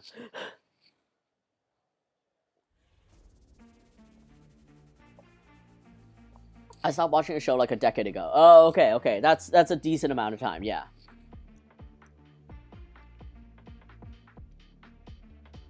Like, for me, my favorite episodes are Brian and Stewie episodes. Because I feel like they're dynamic. It's weird to say that it's more mature, but like their storylines definitely have are more interesting, in my opinion. And they have the ability to kind of go like a little deeper into like character development and talking about like character motives and stuff like that.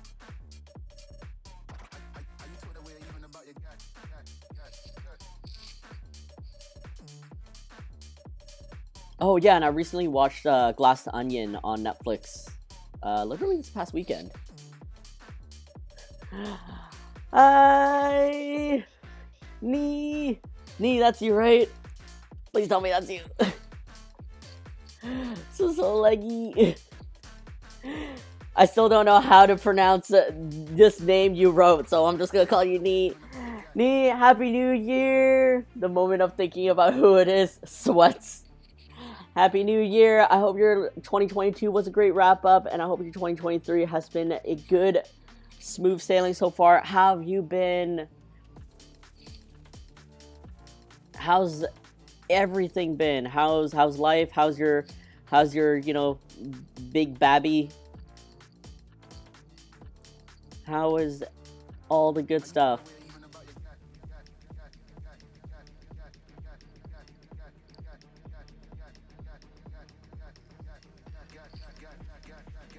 These are good! Yay!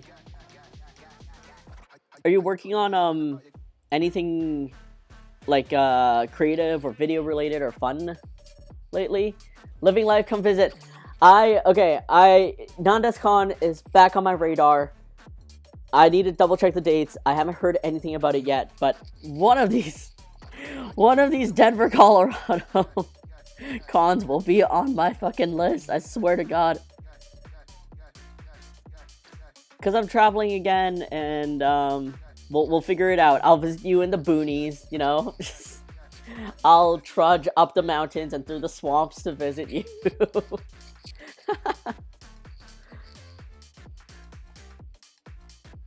Oh, man.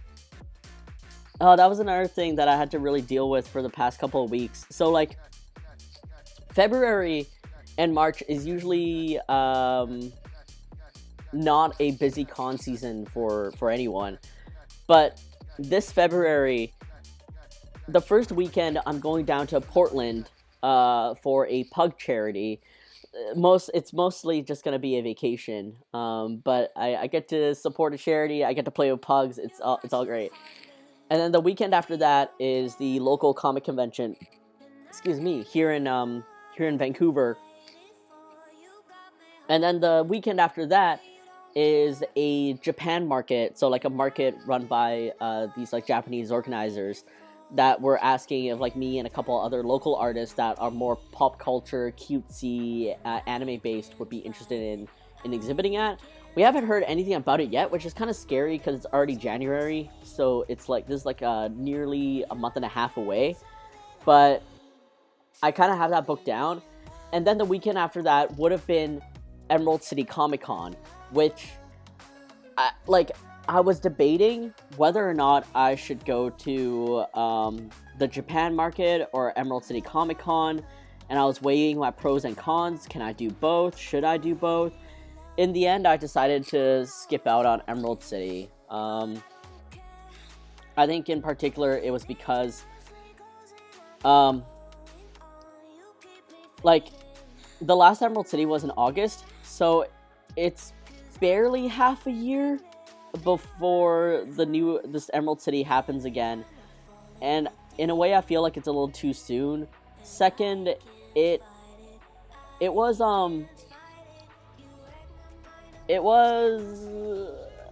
a little rough. Like it definitely, the last Emerald City definitely didn't have the hype that Emerald Cities prior to the pandemic used to have, so it was really hard to survive through it. Like, thankfully I got to meet some new friends and hang out with them and everything, but it was just rough. And then I was just worried I was gonna be tired, honestly. Let me know which cons you're going to, see which ones I'd like to go to. But no, nothing really creative. Playing too many video games. What games have you been up to nowadays? Oh yeah, I saw that. Oh wait, no. That was a mall thingy. Mall thingy?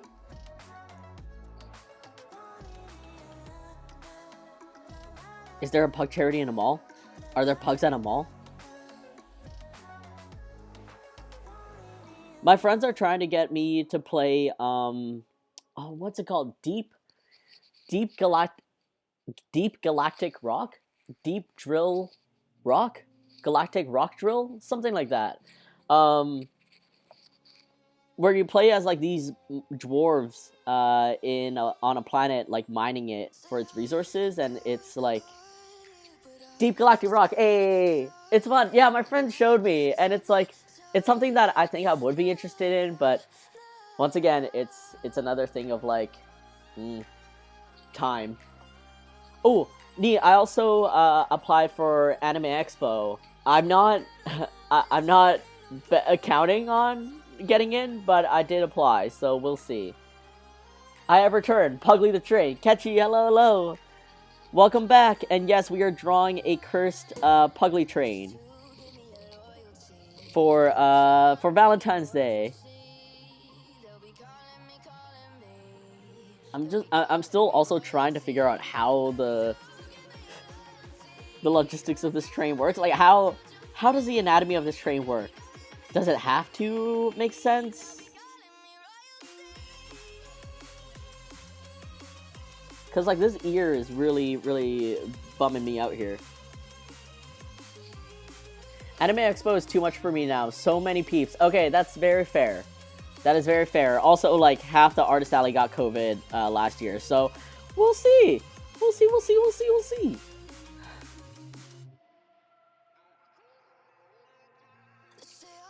I brought back Tiramisu Bingsu. Ooh, nice. No way, really? Oh my god, yeah. Like, it was rough. Basically, within the Artist Alley community, someone created a Excel sheet for you to fill out post-con if, like, who got COVID, you know, who was exposed to, who was safe and stuff. Maybe not, like, half, but, like, definitely a big number of people ended up getting COVID from Anime Expo.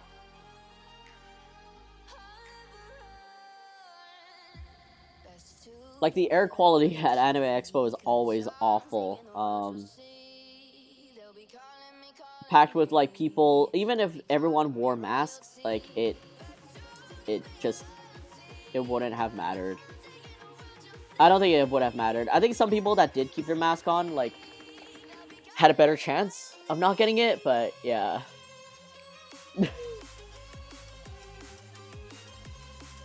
Lunarnia, hello! Thank you so much for joining. Dodged COVID all 3 years, went to ANYC and caught it there. No! Okay, Same though. Okay, knock. Where's someone? Okay, there's wood right here. Okay, so knock on wood. Um, I've been able to dodge COVID for all 3 years. Also, I still haven't caught it. Knock on wood. And I've had two exposures, potentially three. I've had 3 exposures. One was like my friends and I went down to Seattle for a trip, and I was the driver. Everyone was in my car, and one of our friends in the group of 5, caught COVID, and we were all quarantining the moment she started feeling bad. But it was wild because we're all in this, we're a group of 5 in my car. We fill up the car. We're driving 3 hours down. Her and I were chatting the entire car trip, and I don't think she felt sick on the trip back up. She felt a little dry throat, but she wasn't sick until she actually got back to Canada. So that was one instance. And then the second time, contact tracing. Yeah. I mean, some artists are definitely more diligent about that than others. And then the second time, Peggy somehow caught COVID. We don't know from what. We had spent the weekend, all weekend together. We went out to eat. I was literally with her the entire weekend, and we also saw my family for dinner that night too. And it was that night after I drove her home, after seeing my family, that she started feeling a little scratchy throat and stuff. And we're okay, monitor and stuff. And then the next day she tested herself and she got COVID. So again, I quarantined. I told my family. And Peggy was telling me to apologize to my family on her behalf, and I was okay. But all of us were fine. And then the third time was my sister-in-law caught COVID. Either my sister-in-law caught COVID, or hey, she's here. Oh god. And then my sister-in-law caught COVID, and then my nieces caught COVID, and then my mom caught COVID. And somehow, me, my dad, and my brother, granted, I didn't really see my family, right? But, I visited them around that time. I think, at least to pick up stuff. None of us caught COVID during the time when all the ladies in my family caught COVID. So, knock on wood, knock on wood. Last year was the first year I took Victor to AX, and he loved it. He kept wanting pictures of people who dressed as his favorite characters, like it was Disneyland. Oh, Victor, that's so sweet. I hope the cosplayers were super kind, and I hope they understand the joy that they bring to kids like Victor, for the art that they do, for the literal craft that they do. Yeah, I had my mask on the entire time at ANYC, but somehow still caught it. I mean, yeah, the mask is it's still useful, but it's almost this is the best we can do, the best we can do to protect ourselves, and yeah, it's to keep us safe, it's to keep other people safe. It is what it is. Cause Peggy nasty. Good job, Nee. Good job. Okay, I'm gonna, for the sake of this, I'm gonna shrink the train a little bit. Y'all, this lag is really bumming me out. I feel so regretful, I don't know, trying to make this computer work with the new tablet. I should know. I should have known better. In the end, I returned that tablet anyways, so now I just messed up my computer for nothing.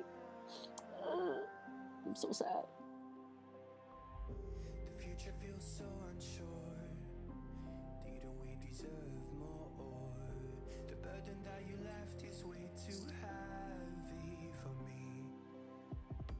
But yeah, Nee, I totally get you on the Anime Expo thing. It's unfortunately for me, it's like a part of it is the money, but also I don't know. Especially in this day and age, you gotta really. I have to really weigh if it's worth it or not. You know, like I'm probably gonna get super sick. There's a lot of stress. I just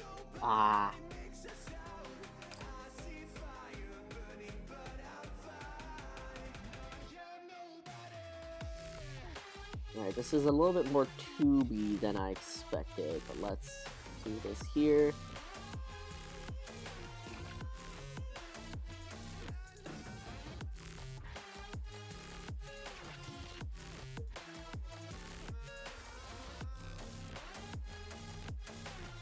Alright, and like so.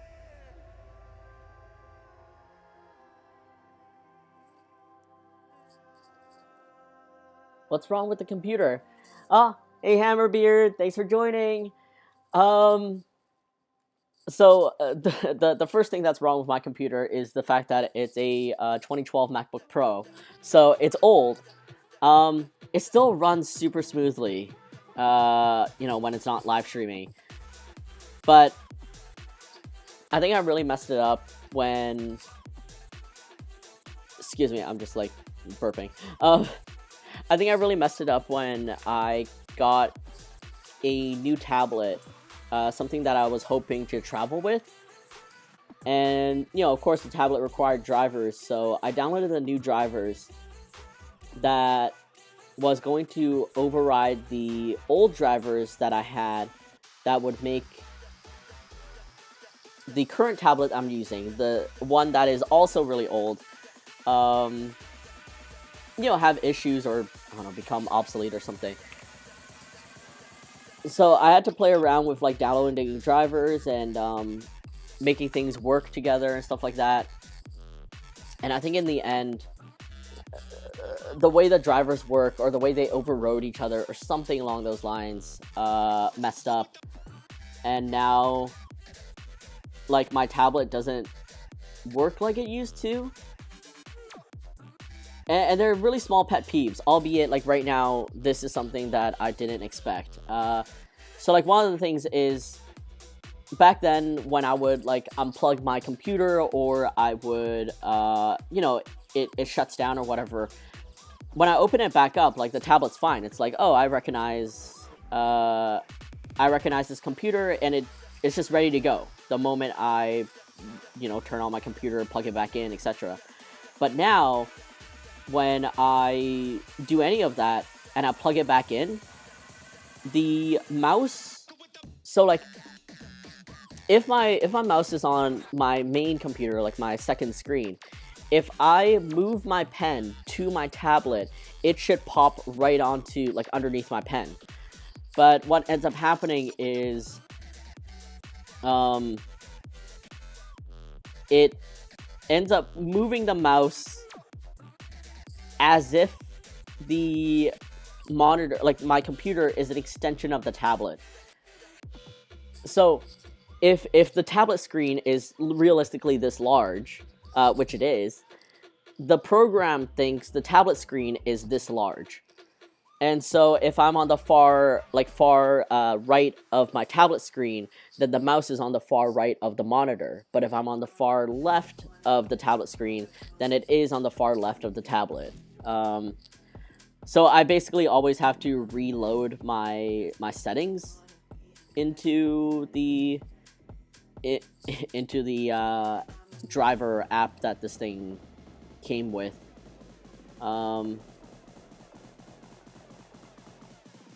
here's the kicker. I actually have or do I? Yeah, I don't think I've ever had to re-download it. I have the original CD for the driver that came with this tablet, because, back then we used to have drivers that came on CDs, and all installation things came on CDs. But now I don't have a CD reader, or like a CD caddy, because I sold it to a friend. Which honestly, I could just hit up that friend and be like, hey, can I borrow my CD reader for a little bit? But at this point, I don't know if that will fix it or if it will kind of like ping to update to like the latest driver or something. I really don't know. I'm kind of kicking myself in the butt for not saving the original installation or the original driver DMG or whatever.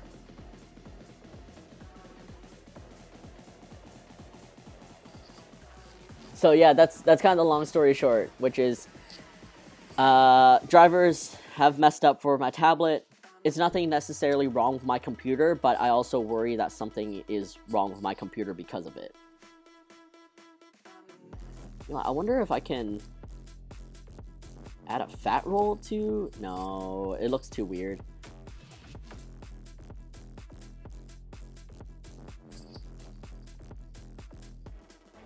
Are you still using the old Apple computer? I am. But, like, I have this Apple computer, and I also have my newer iMac in the back. But currently where I stream from is this Apple computer. I might potentially stream from the iMac later in the future, but I'm going to be using a PNG tuber of Puglie for that one specifically.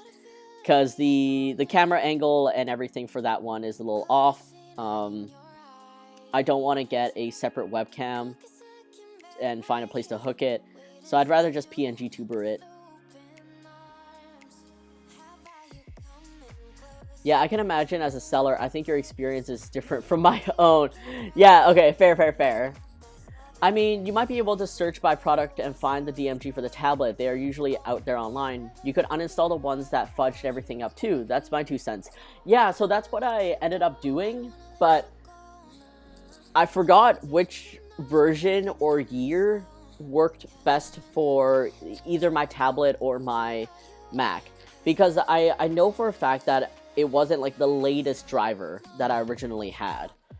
So I did go on Wacom's like website to download their old drivers to kind of test out a few. According to one of my preset setting backups, it gave me the number of what the preset was for, like which driver it was for. I did download that. That is what I'm running right now, but something just feels off about it. And I don't know, like, it's still not working the way it's supposed to. And the only difference that I know of is... Okay, this gets a little confusing, but like, technology, a gift and a curse. So let's call this tablet that I'm using right now old tablet. Like, old tablet. I have a second tablet that's connected to my iMac. Let's call that mid tablet. And the new one that I refunded is the new tablet. So, old, mid, new. When I first got mid tablet, I also downloaded its drivers into this Mac, which worked, and it was fine. That's the moral of the story. So this Mac previously had the old tablet's drivers, driver version unknown, but it did have the old tablet drivers. It had the mid tablet drivers, and it was fine. Like, those two worked together fine. And then when I got the new tablet drivers, that's when everything fucked up. And so I had to uninstall the drivers by following instructions on Google, hoping it cleaned out everything. And reinstall just the old drivers. Now, all I did was reinstall the old driver, and the only thing that's missing is mid drivers that I never installed because I wasn't sure if it was going to break it or not. But right now, my old driver is already broken, / something's going on, in which is like not really, great. So I don't know, maybe it's kind of like I'm sitting here thinking, like, I have nothing to lose. What if I just download the drivers for the mid driver, lay it on top of this one, and just see how it goes. See if, like, it can't get worse, right? And if it messes up, I just gotta uninstall again. I mean, that might be a solution. Honestly, that may be a solution. Ooh, Hammerbeard, also, I'm not sure if you're free, and also there's no announcement for it yet, but not the first weekend. I gotta stop saying the first weekend. I believe the second weekend, it'll explode. No, my baby, please. This has to go to the grave with me. I think even when this MacBook breaks, I'm just gonna frame it. I'm gonna frame it in a shadow box, and just like, that's it. Like this thing made my life. I mean, honestly, it did. I'm pretty sure I got this. No, I got this post graduation. Yeah, I think I got this post graduation, but like, this MacBook is what created Puglie. Like, this MacBook, Memorial Shrine, exactly. I'm gonna find something with this, but yeah, Hammerbeer. Be one of the weekends in February. I believe it's a second weekend. I'm gonna be down in Portland, cause Pacific Pug Rescue is having an event called Pug Prom. So it's basically prom for pugs. And I know you're not in Portland. I know you're close-ish to Portland. But yeah, that's just I don't know, if you had nothing to do, if you and your wifey and your pack of grumbles didn't have anything to do, yeah. Pug prom, yes! It's gonna be great! I can't wait to see all the pugs and their bow ties and their dresses. Oh, it's gonna be so good. It's gonna be so good. And then I'm gonna dress up, and Peggy's gonna be going down with me, and I hope she dresses up too, or not, I don't know. It's gonna be so good. There's gonna be so many cute pugs. They're all gonna be so handsome and dapper and gorgeous and beautiful. It's like the prom I wished I went to when I was in high school. No people, just pugs. And of course, because it's run by Pacific Pug Rescue, it is like, it's a charity-based one, so yeah, just, I didn't know I have to dress up. Sweat. I mean, you don't have to. I just thought it'd be cute to dress up for the occasion.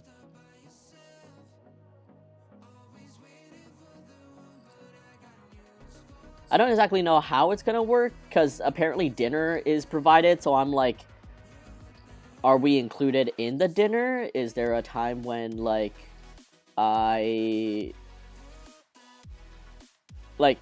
is there gonna be a time when I'm just at my booth and everyone's just sitting down eating? I don't know.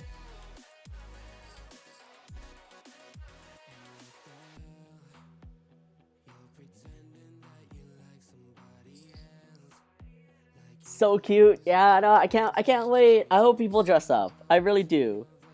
But like the people that usually run like Pacific Pug Rescue and their events and stuff, like, people do really come out for the occasion. Excuse me. Alright, I'm just gonna draw this as is. I don't know about adding the detail of seeing the edge of the grate, or whatever you call this, because it just seems like a lot.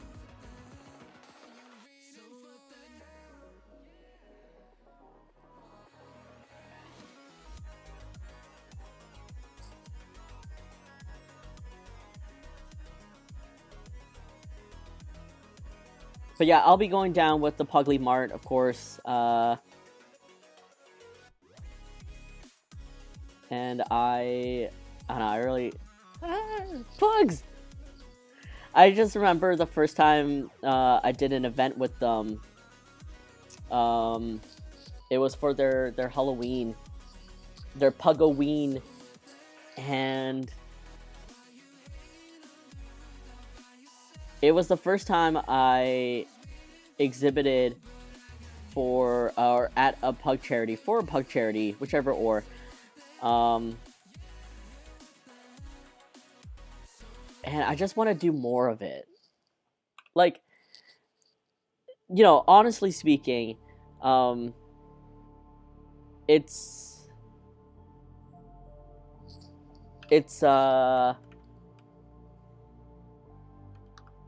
rarely going to cover the cost of like me going down for it, but like, it's not about the money.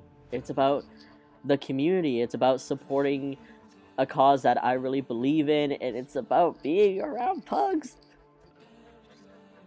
And then like getting to meet the owners, getting to see people that like, you know, really appreciate Puglie and light up and everything. Like, it's so great. It's about the pugs. It's about the pugs. So I'm just honored to be invited, because like, you know, of course not everyone's gonna be invited to such an event like this, and to be considered for the invitation and like being offered the spot and everything, like it really means a lot. And this is coming from someone that doesn't even own a pug. I just created one. I feel like a fraud. But I get to be around people that really actually own pugs, and I'm like, yay, my life. I don't need food, I got pugs. Alright, just block the weekend off on my Rover calendar. We're going to look at dog-friendly Airbnbs and hotels, barring any natural disasters. See you there. Hammerbeard. Okay, wait. Okay, let me triple check that date for you. Because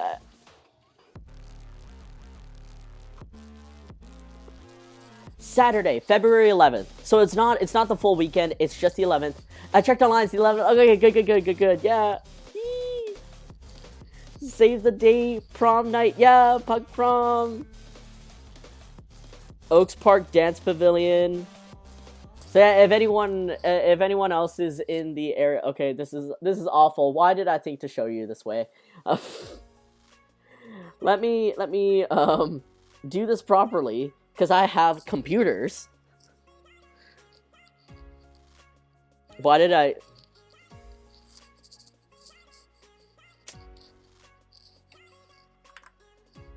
So for anyone else that happens to be somewhere close to Portland, this is what we were talking about. It is in support of Pacific Pug Rescue. Well, let me shrink this down so y'all can actually see all the information. Save the date, prom night. So it's in support of Pacific Pug Rescue. They're an amazing West Coast based pug rescue. They do a lot of great work for not just like, Portland, but anywhere on the West Coast. They reach out wherever they can. Like recently they rehomed a pug to owners in Vancouver, and they just find like the right fit or whoever can help out and stuff like that.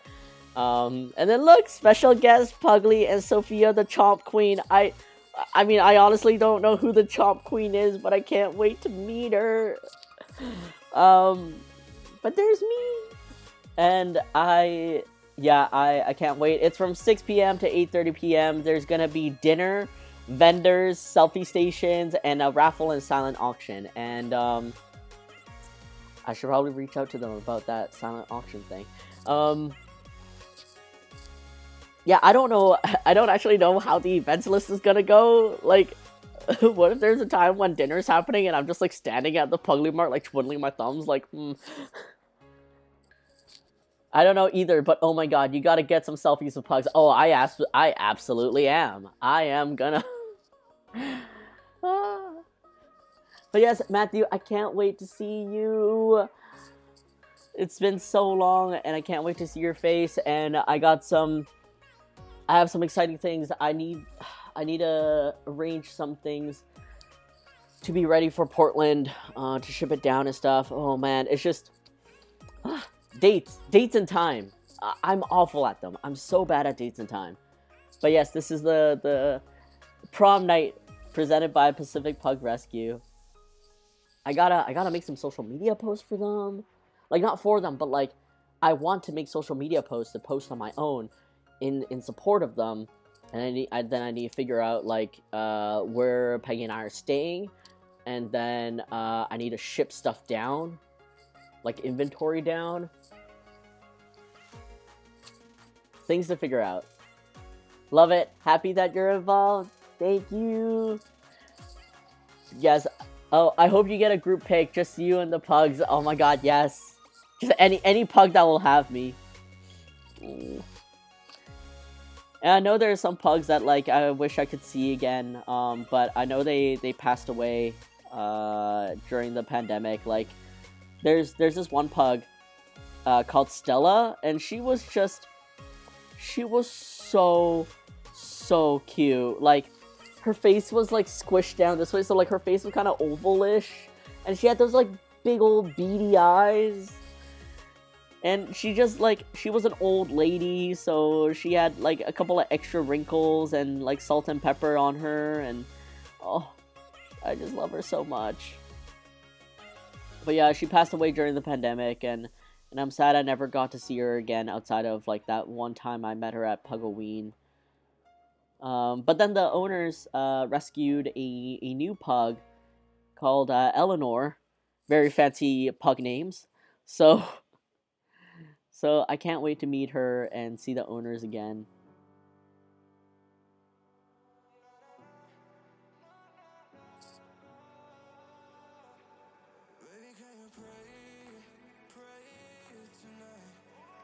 Okay, let me see if this will fit.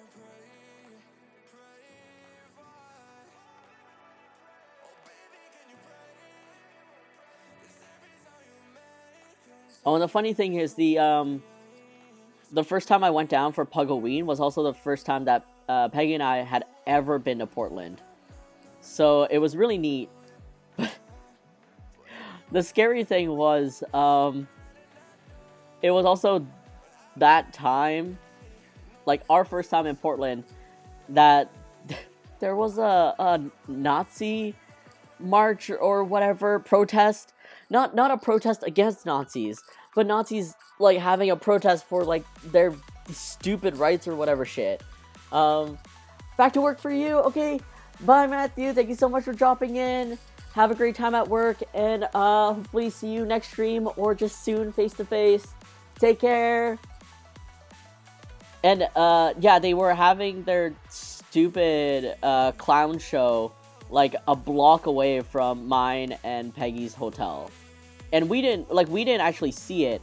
We just saw like I think we saw it on Twitter, or like there were news articles about it.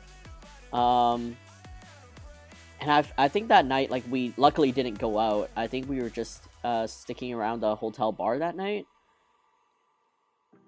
But yeah, it sucked. And then thankfully there were counter protesters, because like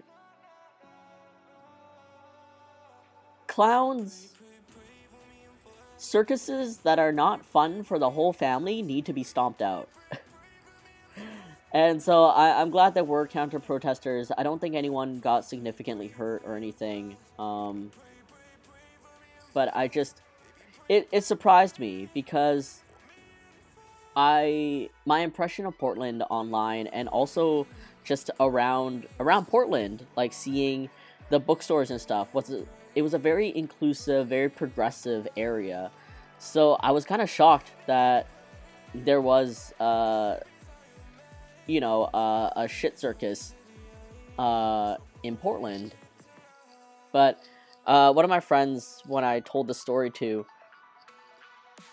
said to me that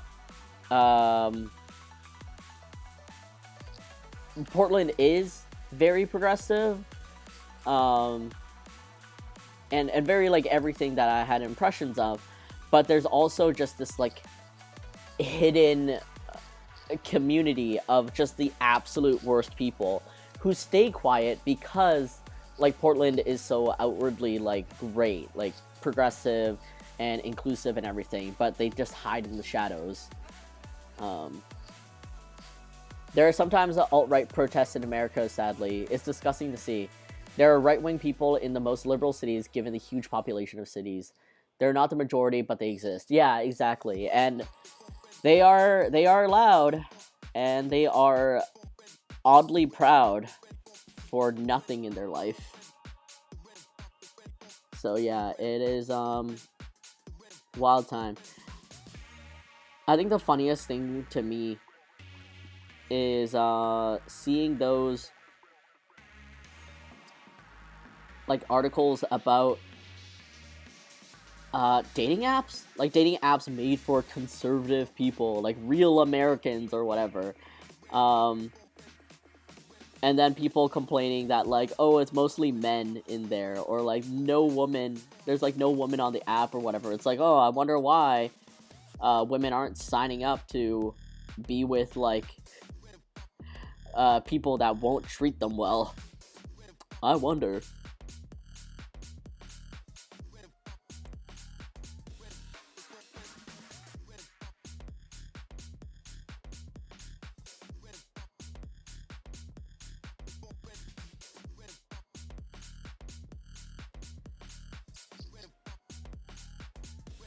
Farmers Farmers only. Terracide, hello. Thank you so much for joining again. Happy New Year. I hope your wrap up to 2022 was a swell one, and I hope your 2023 has been good so far. If not, you know what? It can only go up from here. That's what I keep reminding myself. It's like if I'm dealing with any hardships right now, it can only go up from here. And that is a wish, not a guarantee, but the odds are in my favor. Fingers crossed.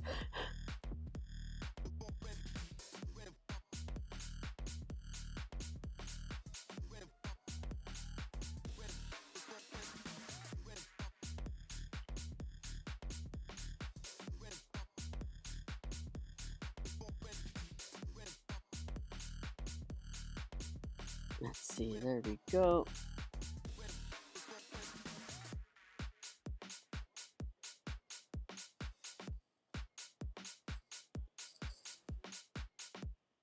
Y'all, I can't wait to make this into a Valentine's Day card. It's gonna be so odd because like I don't have any other card. I think I might just I will offer this probably as a freebie for those that order from me for like when I do a Valentine's Day sale.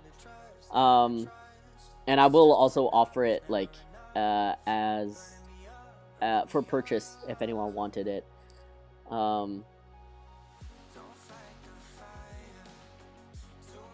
Like wanted more than just one, because I'm just gonna include like a free one in every order.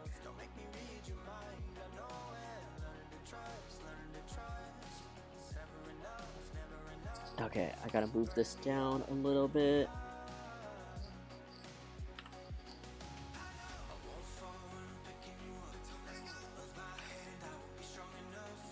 And hello!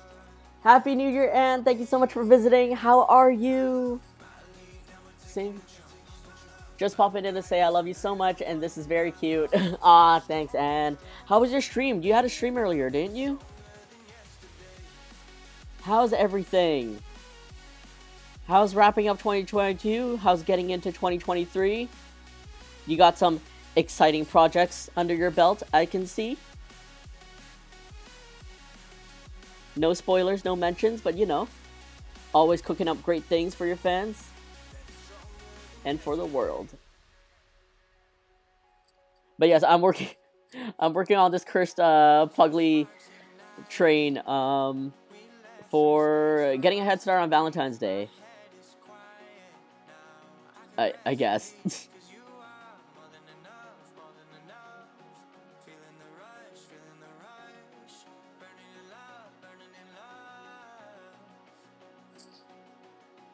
It was a very lovely stream. Aww. Any new tiny homes?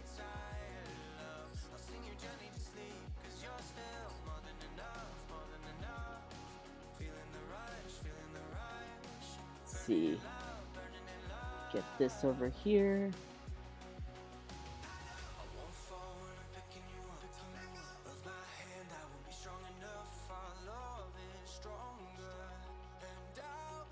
And here. No tiny homes tonight, but we chatted and tried to draw some cats. Aww, cute. Yeah, I always really enjoy when the streams are just like very natural chats. I mean, it's nice to also get some drawing done and stuff, but yeah, one of these days.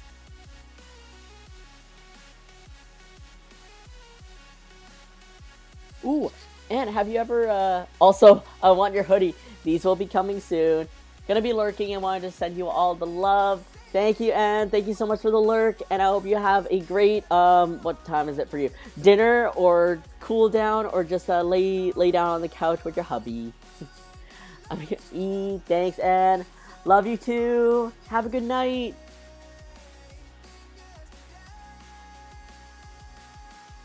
But yeah, I can't wait to. I like having chats when I'm kind of like on face camera, because if you guys didn't know, I talk a lot with my hands, and I just feel a lot more connected when I guess I'm just here, literally here. But that's kind of why I'm also looking forward to making a PNG tuber of Puglie, because I want to have like, what would you call them, like work along streams or work with me streams. Thank you so much, Anne. Appreciate you. Have a good lurk. A pug tuber, yes. A pug tuber. I can't wait to have a pug tuber, so that I could have work with me streams, and you know, I don't have to be as on, I guess, or like it could be a chill time is what I mean. Like, we can be chill, we can work along, we don't have to talk at all, we can just listen to music, and y'all pull up your, I don't know, creative writing, your sketchbook, your math textbook, whatever it is, and just know that Puglie and I are rooting for you, and we're working on things all together. Okay, I just noticed that these train tracks are like here.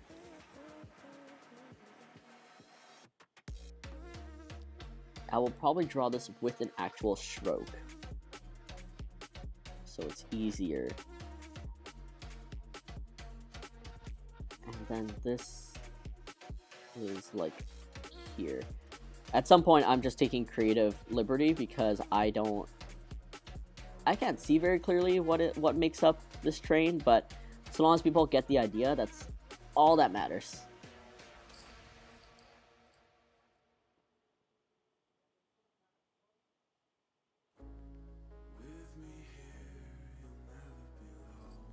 And then this is connected to the train bone.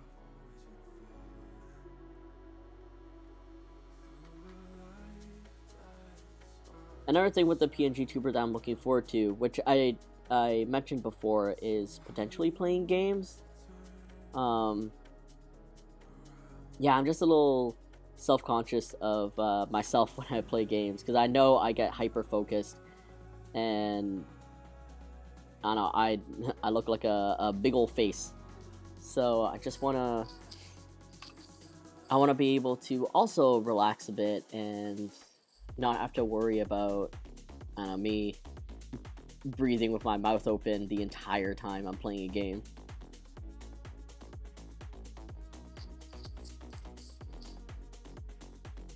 Please. I just need to select this.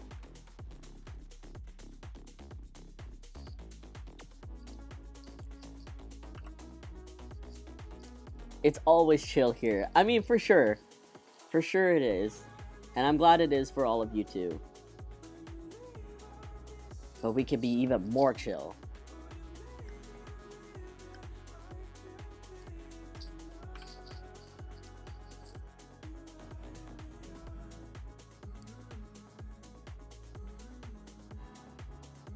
I think it'd also be really cute to have like a little a pug tuber, kind of have his like idle animations, and he's like working away and stuff like that.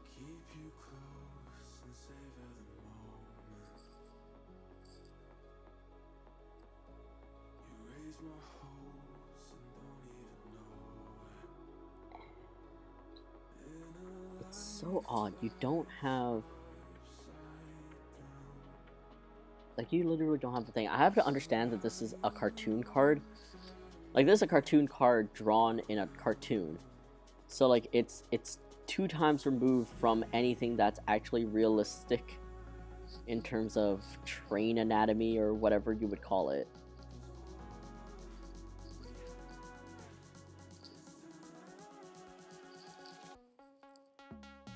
Alright, and from here, we got the box car at the back, just bustling. The tune of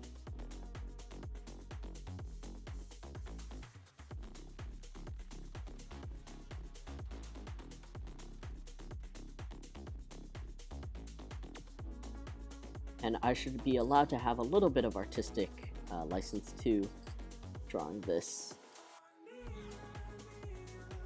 So let's thicken up this part.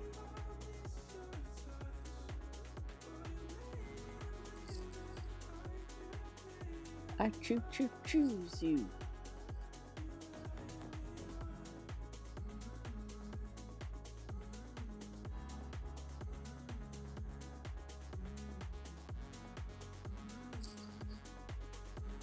And I think for the tracks, I'm gonna draw it out with the stroke effect, so I don't have to do like boxes so much.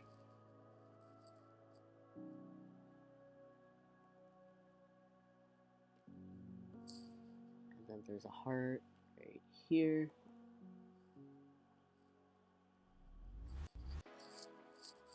Oh, eyebrows. Oops. I think after stream, I'm gonna fix up the face off stream. I'm gonna troubleshoot whatever is going on with my tablet. Dang. The first 2 weeks of January is very, very hectic, but I'll get through it. I'll get through it, I'll have fun, and I hope all of you will be here to enjoy whatever it is that I end up creating in these first 2 weeks of January.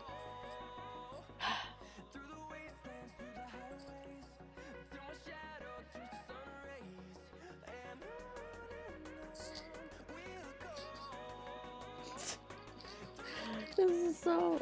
I love this. I really do love this.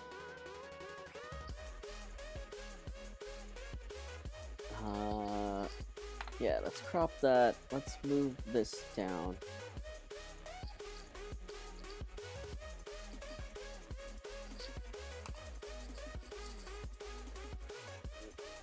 Alright, let's see the before and after kind of thing. I fixed the anatomy a little bit.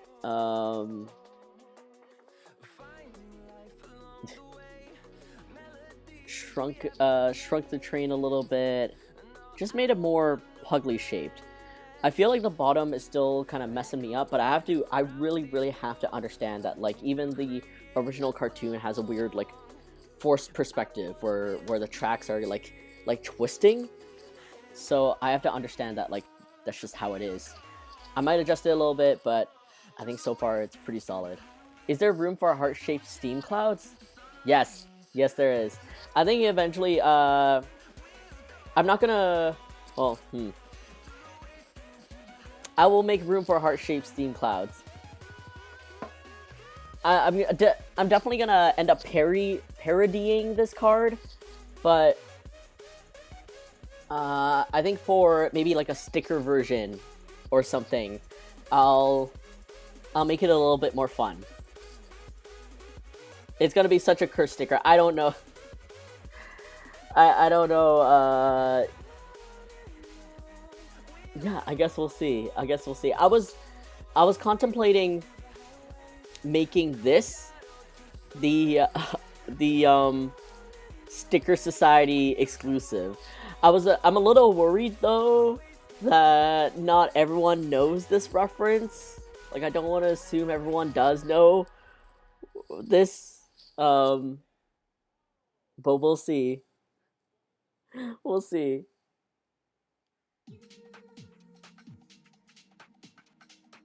I don't know. God, this is so silly. This is what I love doing with Puglie. More memes, more fan art, more references in 2023. I'm definitely gonna make it. I'm gonna make it a goal.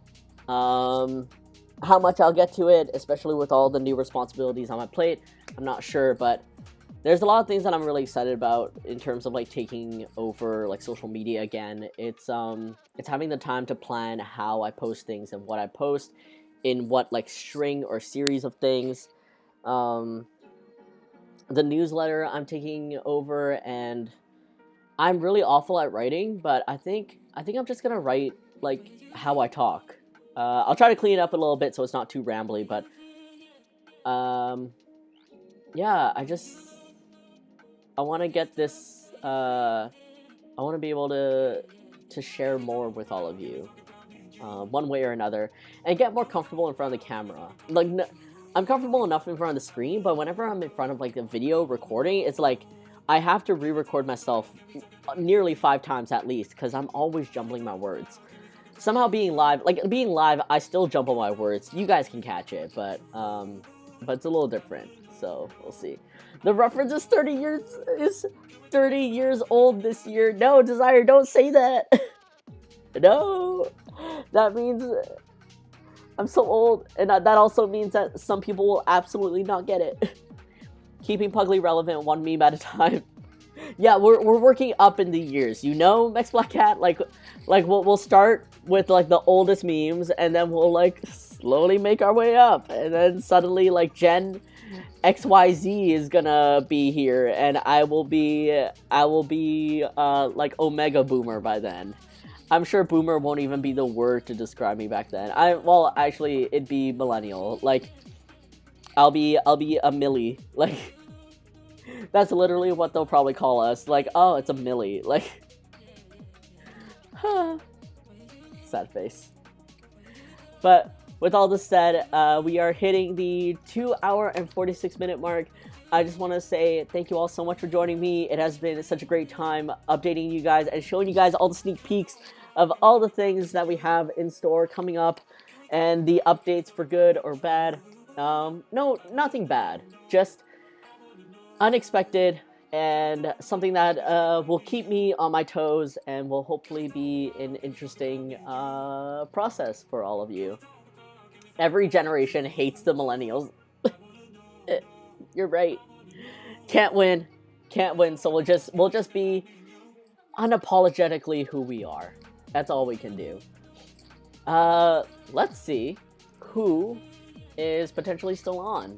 I keep forgetting that raids are a thing, so let's just chatting. All right, let's show our friend Bad Carrot Studio some love. I don't know, again, how this works, but I also can't see your messages right off the bat, right here. I don't know. Oh, okay.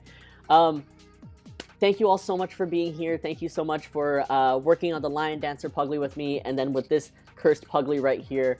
All you guys lurking, thank you so much for being here and for working along with me. I appreciate you listening to all my little updates, being here for the energy and everything. And I hope you all have a great rest of the week. I'll see you guys next week, Wednesday, 3 p.m. Pacific time. And I hope you all have an amazing time. Whoop whoop! The raid seems to be working. Oh, bless. Like, I see, when the raid window is here on the stream manager, I actually can't see any of the chat. So I have to read it off of my own stream, which is great. It's great. But all of you, thank you so much for being here. Thank you for watching my stream. And I'll see you guys next week. Take care and all the best. Happy New Year. Bye-bye.